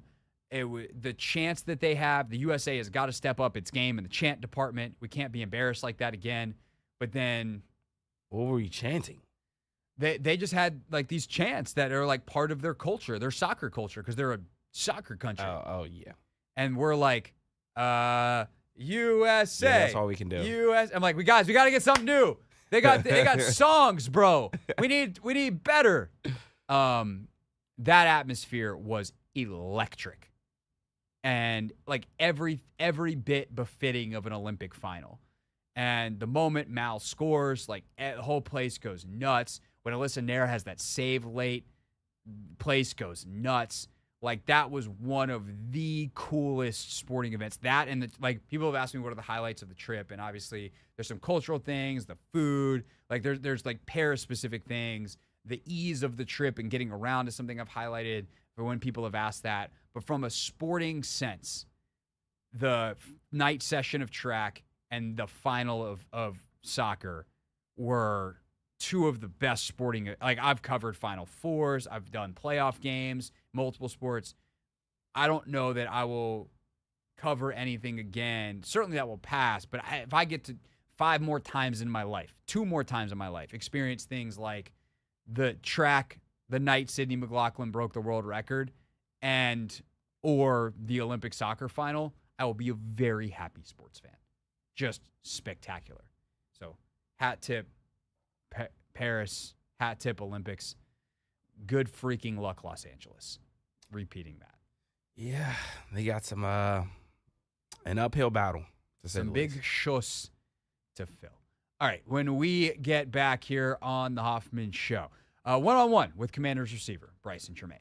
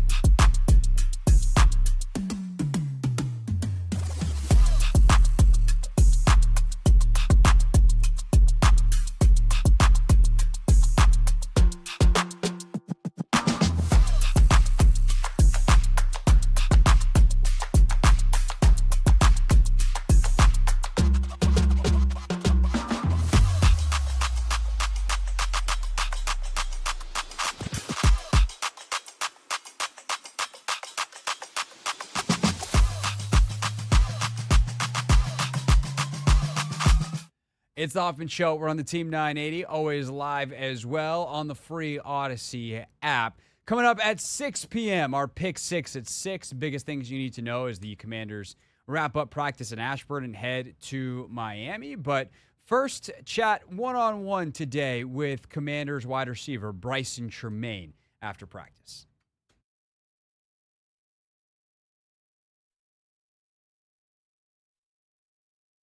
Bryson Tremaine here on the Hoffman Show. Bryson, your name has come up a lot as you made a ton of plays during camp. I'm sure you've got to be feeling good, but also this wide receiver room is so competitive. Where's your head at, as you come in here day to day and try to, both stay focused on the day, but know that there's that date coming in a couple of weeks where you'll find out, what happens with you this season on this team? I think the mindset coming in each day is just to compete and just keep getting better every day. And learn from the veteran guys in the room, because we have a lot of great vets in the room that have been in the league for a long time. So just learning and competing every day. How is that competition amongst each other? Because ultimately you're all competing against each other, but you're also on the same team, as DQ talks about all the time. It's that room that has become really tight from everything that I've heard. So what is that like, both competing with each other, but also learning from each other and enhancing the room and kind of having that tide rise all boats? Yeah, I think you couldn't ask for, anything better than a room that's competitive, because it pushes you to get better, it pushes the guy next to you to get better, and then just it goes back and forth, just that competitiveness of getting better, and the whole room rises when everyone's competing. What is something specific that you've learned from, a guy like Terry or Ozzie or one of these guys that's been around for a while? Yeah, watching Terry run the go ball, all last year when I was here, and then all during training camp, and just listening to him, his technique, and just after practice staying with him on how he is so great at running those go balls and winning early and winning late, and that's just one of the things I learned. How do you, because you're obviously different players, how do you take the things that he's telling you and apply them to your skill set? I think you gotta take bits and pieces, because obviously what works for one person doesn't work for everybody, based off your size or like your quickness or what kind of style you play with. But you can take bits and pieces from every person in the room and implement it into your own game and make yourself better. With Bryson Tremaine here on the Hoffman Show, you're a guy that's out here first every single day. So we look around at an empty field behind us, one of the last guys out here every day. Where does your motivation come from? I just think my motivation, I think, is just internal, Well, actually reframe the question. Is it motivation, or is it just like a reality of like, this is what I have to do? I think, it's just this is what I have to do. Going back to college, going back to high school, I feel like my mindset, maybe it's through my family, just that hard work, will bring good things. So I just try to bring that every day. And if it works out, it works out. And if it doesn't, then, I work as hard as I could. How do you improve the special teams side of your game? We see so many things, on the receivers you guys are going through, like the individual drills, and then everyone's kind of just in the teams drills, special teams wise. Yeah. But we know that's a big thing for you and somewhere you excelled in college and in a way that you could potentially make this team. So how do you work on those skill sets and balance kind of your needs as a receiver versus what you need to do on teams? Yeah, I think just being versatile in special teams. Like I was doing gunner all during college. I did gunner all last year. In camp and preseason, and this year I moved to more PP. So just being versatile, being able to play different positions, whether it's on kickoff return, punt, and then it's really, at the end of the day, it's just an effort play, and I feel like I play with a lot of effort, so it's good for me. And then last but not least, these days are intense, they're long, camp's a grind. How do you get away from it?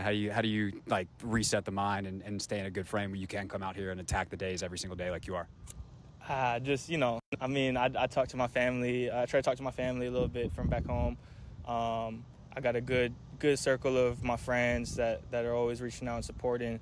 And then just coming into each day the same way, just with that, just working hard and doing what I got to do. So. All right, back to work. Thanks for doing this, man. Appreciate it. Of course. Thank you. All right, that was Bryson Tremaine taking a few minutes with us after practice today. Good stuff from him. Really interesting time for Bryson, one of the bigger receivers, or the only really kind of big receiver in that room. So I think a lot of us have looked at from his uniqueness in the room, but also how he's played. Had another big catch in practice today. But we've looked at him and just gone like, I think this guy's on the team. But then they go in today and sign Martavius Bryant, big receiver, similar skill set in some ways, similar body type for sure, and go, well, what does that mean for Tremaine? What does it mean for Brian? What does this tell us about what they think of the state of the roster? Well, Dan Quinn answered a lot of those questions before practice today, and you'll hear many of his answers next in our Pick 6 at 6. It's the Hoffman Show on the Team 980 and always live as well on the free Odyssey app.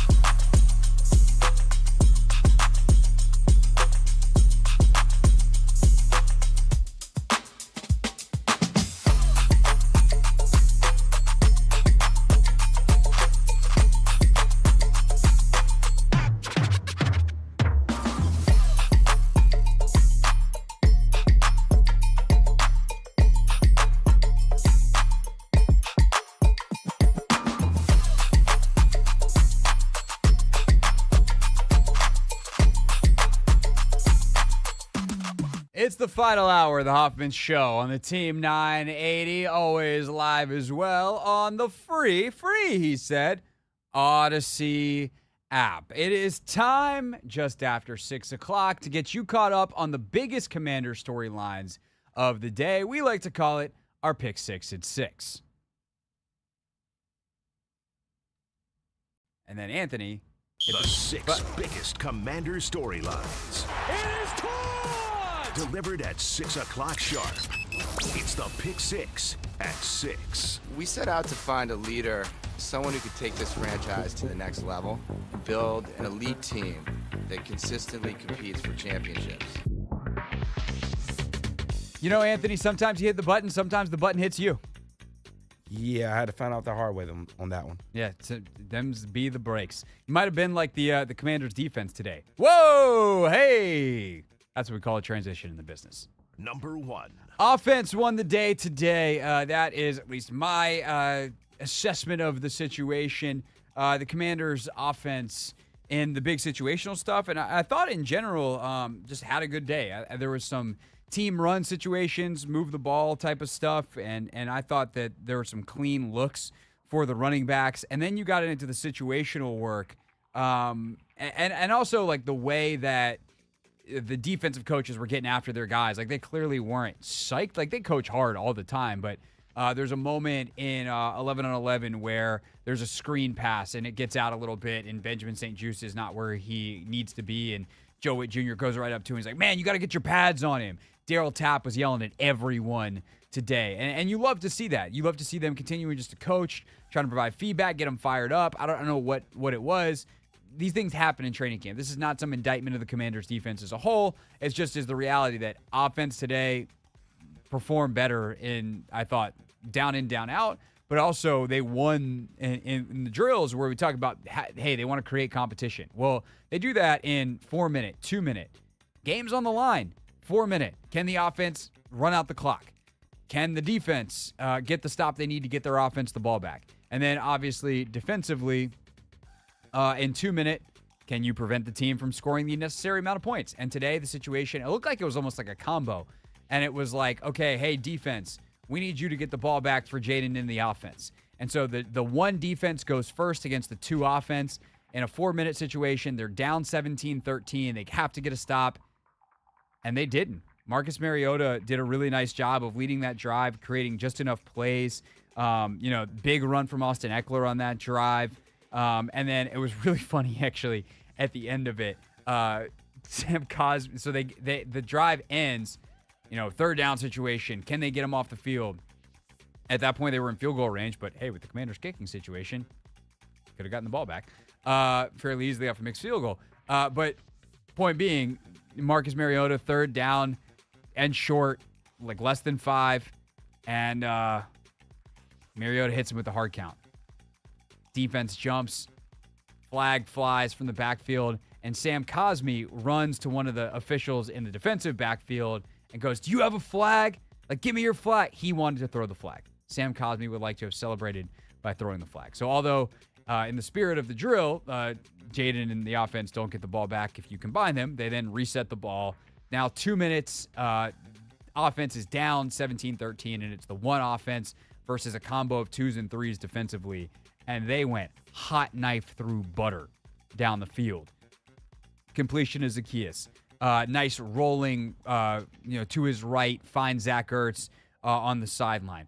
Monster big coverage. I don't know if it was a coverage bust or just a perfectly designed play. Ertz is wide open. Jayden finds him again. B-Rob gets him down to the 6-yard line. Missed a throw to Terry McLaurin. Run for Jayden Daniels that doesn't go anywhere. Kind of looked like a busted play. It just wasn't very effective, if I'm remembering correctly. I don't know if it was truly busted, but Jayden just kind of runs in the back of his own lineman. Clock's ticking. Now it's 3rd down from the 6, and they get Terry back shoulder touchdown. That's the end of practice. Bravo. Well done.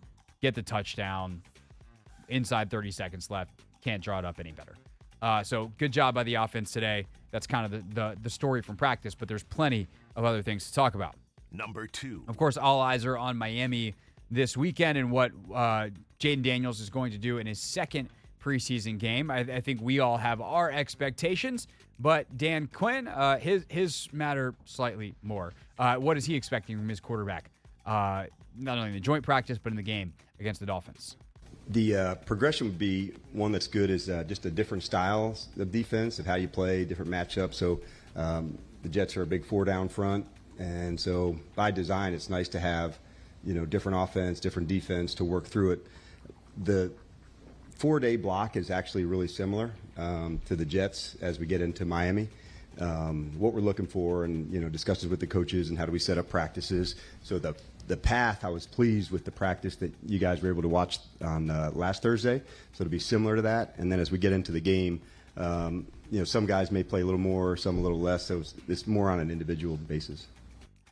I think that's great that they kind of set this up this way where they get some very, very different looks, because the problem with running your offense against your defense is you're running the same fronts, you're running the same coverages, and the quarterback is one part of it, but kind of the blocking schemes and the blocking surfaces, and like a guy like Logan could obviously talk in much more elegant detail about this stuff, but the angles you need to take against a guy who's straight up on your helmet versus on your left shoulder versus on your right shoulder, like this stuff gets very complicated, but the details are important. And so to practice against not just your defense trying to do scout team, but another defense that's been like really making this other thing that's not your defense and how they line up, their identity gives you so much better preparation for the season. And so to get not just one of those, the joint practice, but two Jets in Miami who run different stuff than you is extraordinarily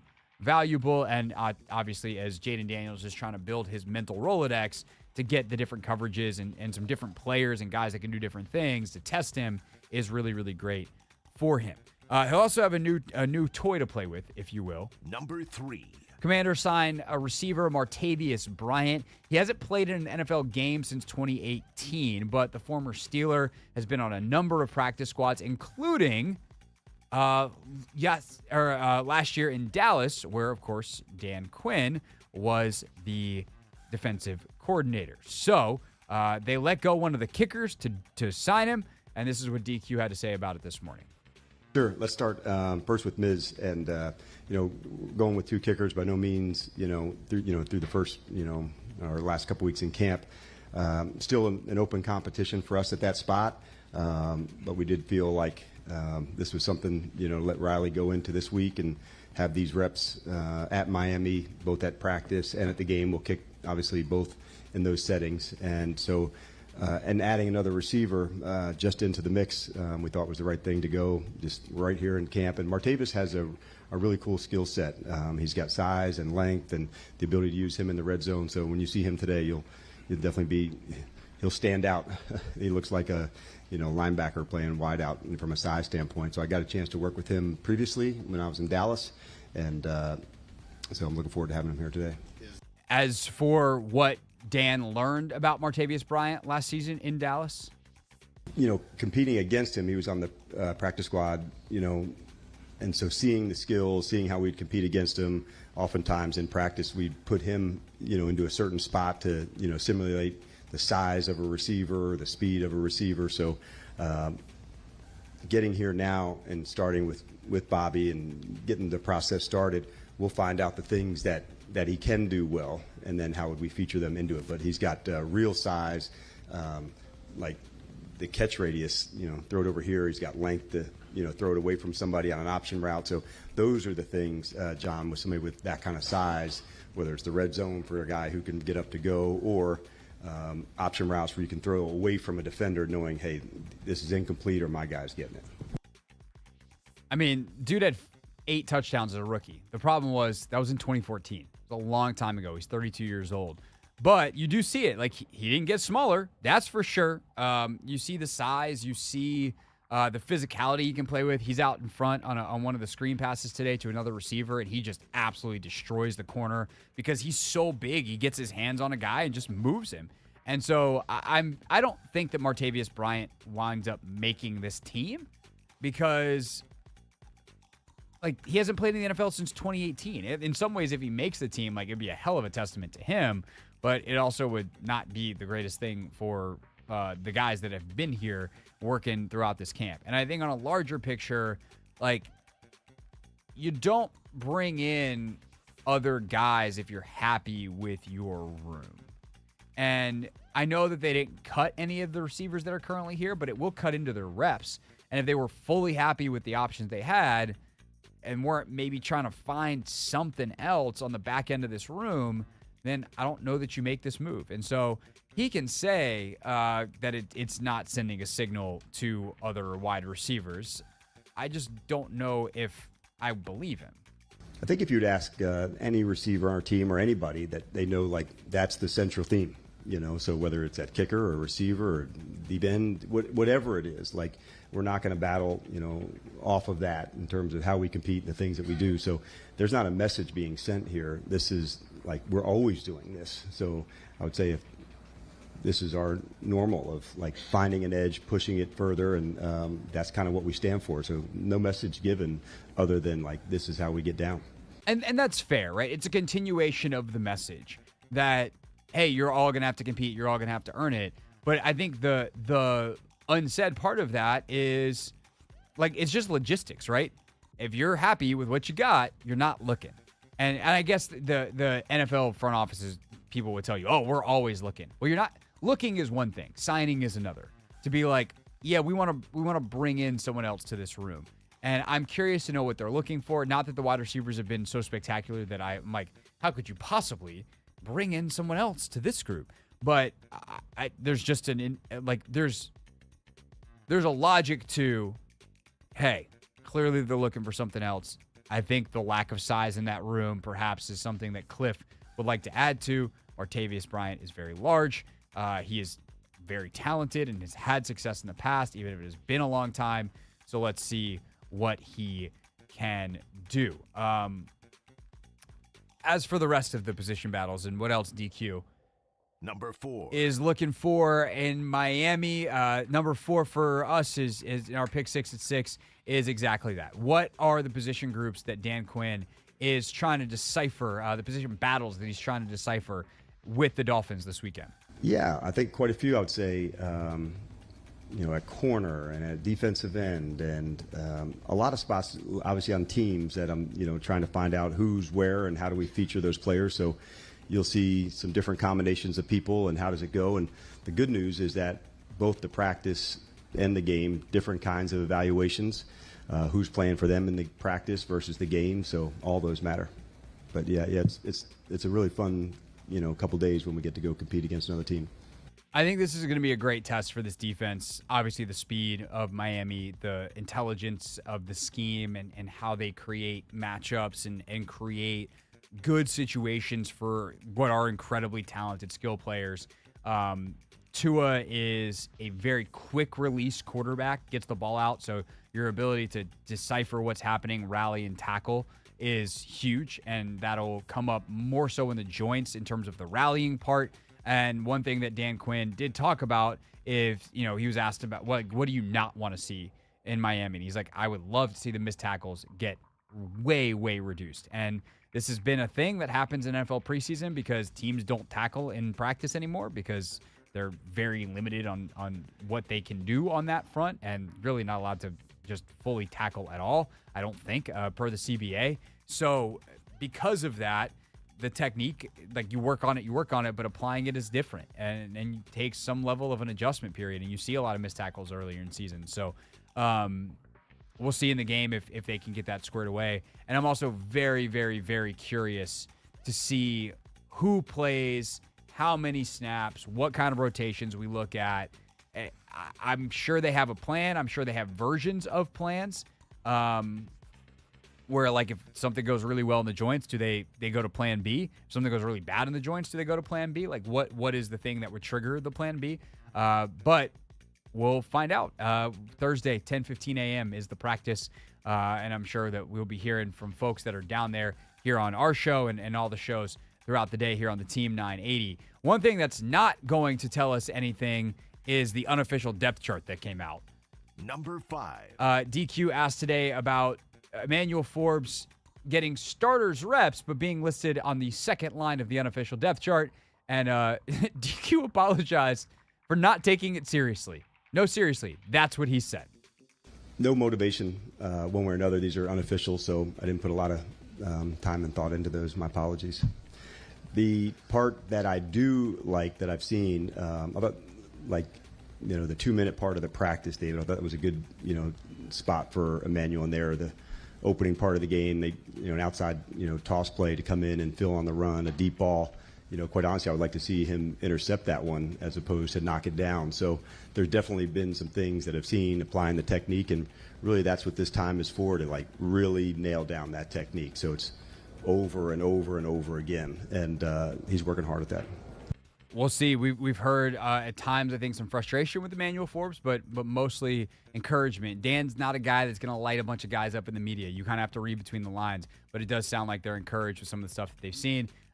Today was not the most productive day for Emmanuel Forbes. He got beat on multiple things, so we will ultimately see how he plays against Miami, which, again, provides one of the toughest tests in terms of receiver room in the entire National Football League. All right, finally, 6-6. I did just drop the Berman on you. What are you going to do now, Anthony? I'm not going to do anything, actually. Okay, you're just going to listen to number 6? Yes. Okay, excellent. Number 6. What happens after Miami? That is an interesting question to ask before Miami, but I think that it was well worded because Dan was asked about, not just okay, what do you do against Miami, but do you have a plan for Jayden Daniels specifically moving beyond the Miami game, and is what happens in the joint practice and in the Miami game affect that third preseason game? We do, and it doesn't affect this game. So each of the moments moving ahead are more progression, more progression, more progression. So we're just kind of following the script to go, Sam, as it's hitting it. But last week process will be more similar to this week's process, and then next week will actually be a little bit different, where we'll get into almost like a normal week flow for the guys. We'll do a lot of good on good competing at practice, but it'll be a different flow of the week for us. We'll have a morning meetings, walk through, afternoon practice. So going through that process will be an important one too. And for that, it kind of is a shift to regular season mode. And a lot of teams do that going into this final. They used to do it going into the fourth preseason game, but now the third, where it's okay, time to get serious. And there's certain things in terms of the media that there's an actual point in the schedule that's negotiated between the Pro Football Writers Association and the league, so the teams are in control of when they flip into regular season mode and thus cut off our access. We can't watch the full practice like we can during training camp.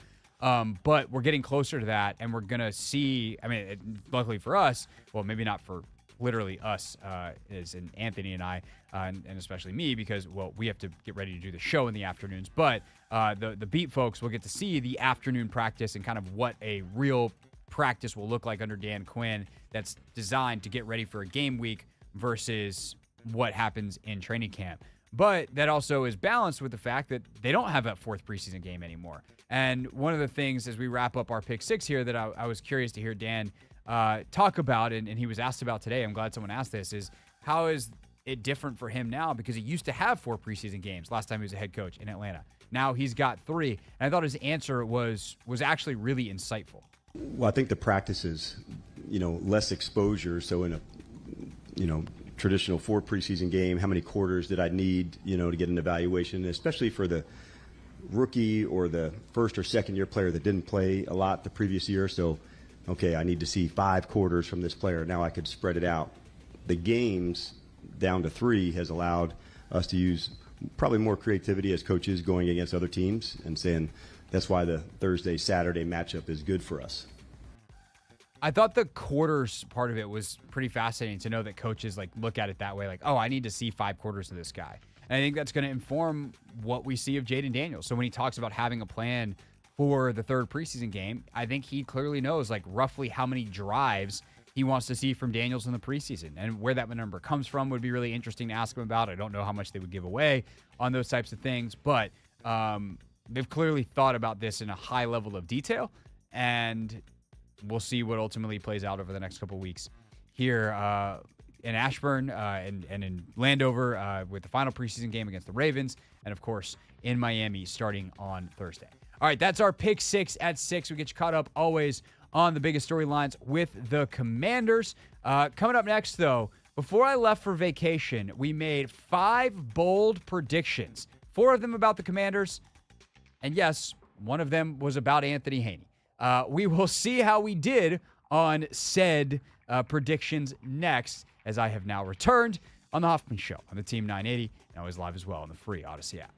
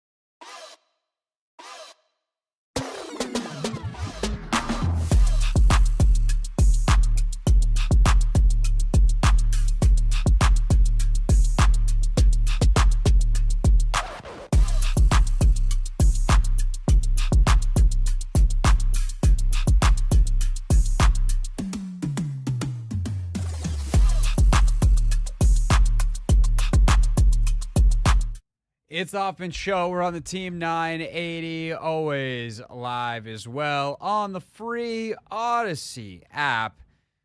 Back from vacation as of yesterday, and I will say, Anthony, the jet lag is getting progressively better. At least for me, that nap I took yesterday helped me survive the show, and I was able to sleep till I got up at like 6-something today. Okay, that ain't too bad. But I slept through most of the night, and then I guess my Whoop says I woke up at 5:14 a.m.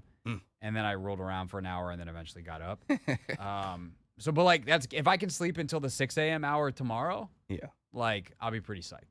What time did you go to sleep? I fell asleep at 9:50 last night. Oh, that ain't bad at all, then, Craig. Because they say it takes 1 day per hour. Right? So, Paris is a 6-hour time difference. Yeah. So it should take me 6 days to get unjet lagged. No. But I took a nap, and I seem to have chopped a couple of days potentially off of that.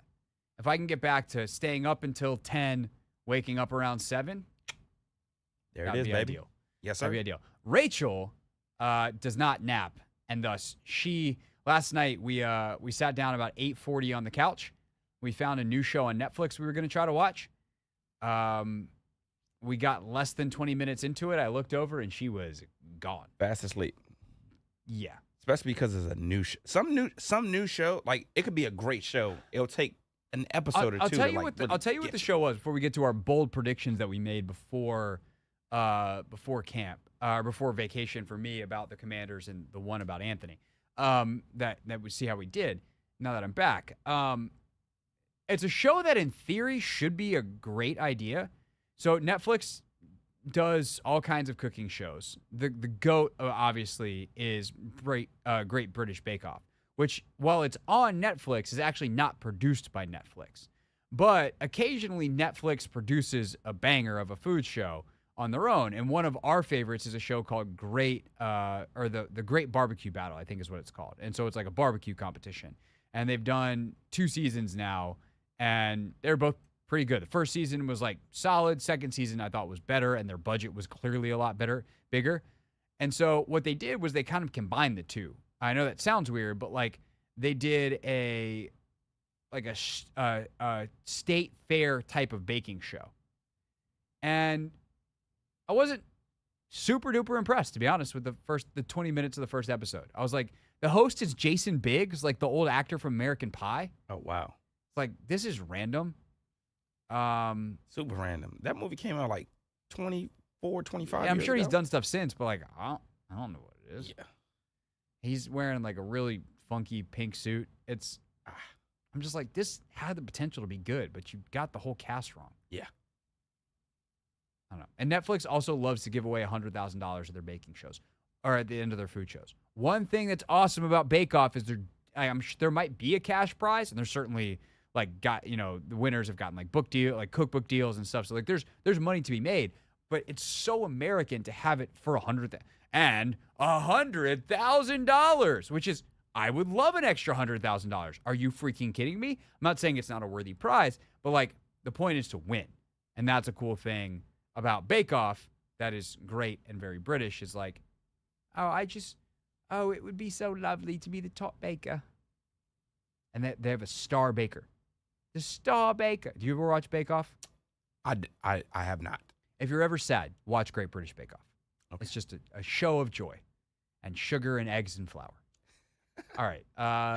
We made 1, 2, 3, 4, 5 bold predictions ahead of me leaving for 10 days. And Anthony, we have the list. And the first one was actually hilarious because you were supposed to give me 5 things about the Commanders, and the first one was not about the Commanders. It was not. It was about you. Yes. Remind the folks what the first prediction we made was. So the first prediction was about how much I would weigh by the time Craig Hoffman got back from vacation. I've been on a bulking. He's been trying to get his LeBron James. Yeah. You see it? Get off me, son. at a whopping 170 pounds was the goal. Yes, 170 was the goal. Now, Anthony, you today, as we were on the phone pre-show, you're like, I got to go downstairs and weigh in. So you used the scale here at the office. You stepped on it today before the show. And when you look down, I haven't used the scale downstairs, so I don't know whether it's one where you look down or you look up straight ahead. When you looked at wherever the number was on that scale, what did it say? I'm at 168, correct? Oh, I said you were going to get it. Yes. I thought I was going to get it too, though. What happened? To be honest, so I didn't meal prep this week. I missed 2 days last week. Actually, 3 days last week.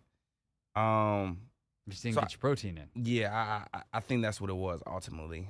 Just missing days, but also I was traveling for vacation. Yeah. I did work out one day on vacation, but, when you miss a day, you sort of out of rhythm, didn't get your protein intake. So I think that's more so what it was. And also this week, I'm not off to a great start. I haven't worked out. The thing is, though, like this stuff lags. Yeah. It lags. So you're actually, this is the results of weeks ago. Yeah. That said, if you go on a vacation, you eat like crap, you can definitely gain weight instantly. They call that a Danny Rouillet. I don't know if you've heard any epic stories of like Danny's body, like Danny's got something going. He's like allergic to carbs. That man sniffs bread and he's like up 10 pounds. It's actually like a hilarious joke. That's not actually a joke because we've experimented over the years. By we, I mean I've listened to his tales of random vacations. Point is, it all has to do with the fact that our food this is a rant I'm going to go on this week. Our food system in America blows. I went to France. I had cakes. I had croissants. I had everything covered in cheese.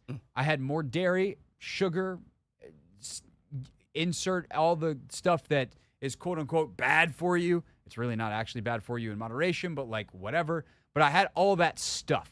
The macros were not in order. Not quite as in line as Anthony's meal prep. Body composition didn't budge. At all? Less than 1%, less than 1 pound. Wow. That's pretty impressive. For 10 days. And we ran once and did like a baby lift in our crappy hotel gym once. Like I was walking every day, which is good. Like when you get a lot of steps in, that does affect things. But like I went from someone who worked out hard and like eats with intention, worked out hard 4 to 6 days a week, to walked around, had cheese on everything, croissant for breakfast every morning, didn't budge. Why? Because the food is just better and your body knows how to digest it better over with the regulations in place in Europe. But I'll go on that rant later this week. Okay. As for the Commanders-based bold predictions, Anthony, the first one was whether or not Jayden Daniels, by the time that I got back, would be named the Week 1 starter. And we both said no. And we were correct on that. Yep. We were correct on that. So that was good. Would he play in the first preseason game? We both said yes, he would.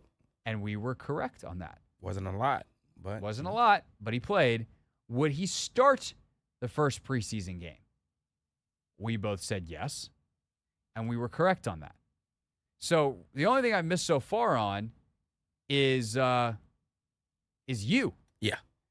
And then our last one, I think we get a pass here. Yeah. And you, frankly, get more of a pass than me. Because who will start at left tackle? I said Cornelius Lucas. You said Brandon Coleman. Cornelius missed with personal time, and Brandon Coleman missed with an injury. I think had everyone been healthy and available, you would have been correct. Yeah. I think Brandon Coleman would have been the guy. None of us had Trent Scott. Yeah. And I think also if Cornelius didn't miss with personal reason, he probably would have started. Yeah, I mean, that's true, but like that's not how I wanted to win that bet. Yeah, that's fair. I wanted to be correct on the premise that we did it on. Not like, yeah, Coleman's gonna get hurt and then Cornelius. So I will give you the point there, which ultimately means I guess you win here. Am I finally? Hold on, Craig. I'm gonna have to clap it up for me. I don't win often on this show. No, you don't. And like you kind of didn't win. That's the funny thing. Is like, I mean, technically, we tied. Okay. Because we both bet on you and lost. Yeah. And in that way, that's actually more representative of you than me. Yeah. And then we got the 3 in the middle correct, and then we both technically missed the last one. Yeah. But on a technicality that if all had been healthy and available, I think you would, on the premise that we made the guess, you would have been correct. But ultimately you weren't, so I guess really you didn't win. All right, never mind. Way to burst my bubble. Yeah, well. Thank you, Craig. Maybe, that also reminds me. What game are we going to? Because the Mystics, the WNBA season is about to start again. It is. Is it the Friday, the 23rd? I think it's the Friday. Friday the 23rd. I think that's when we're supposed to go. I think that sounds correct, which is next Friday. Yes, sir.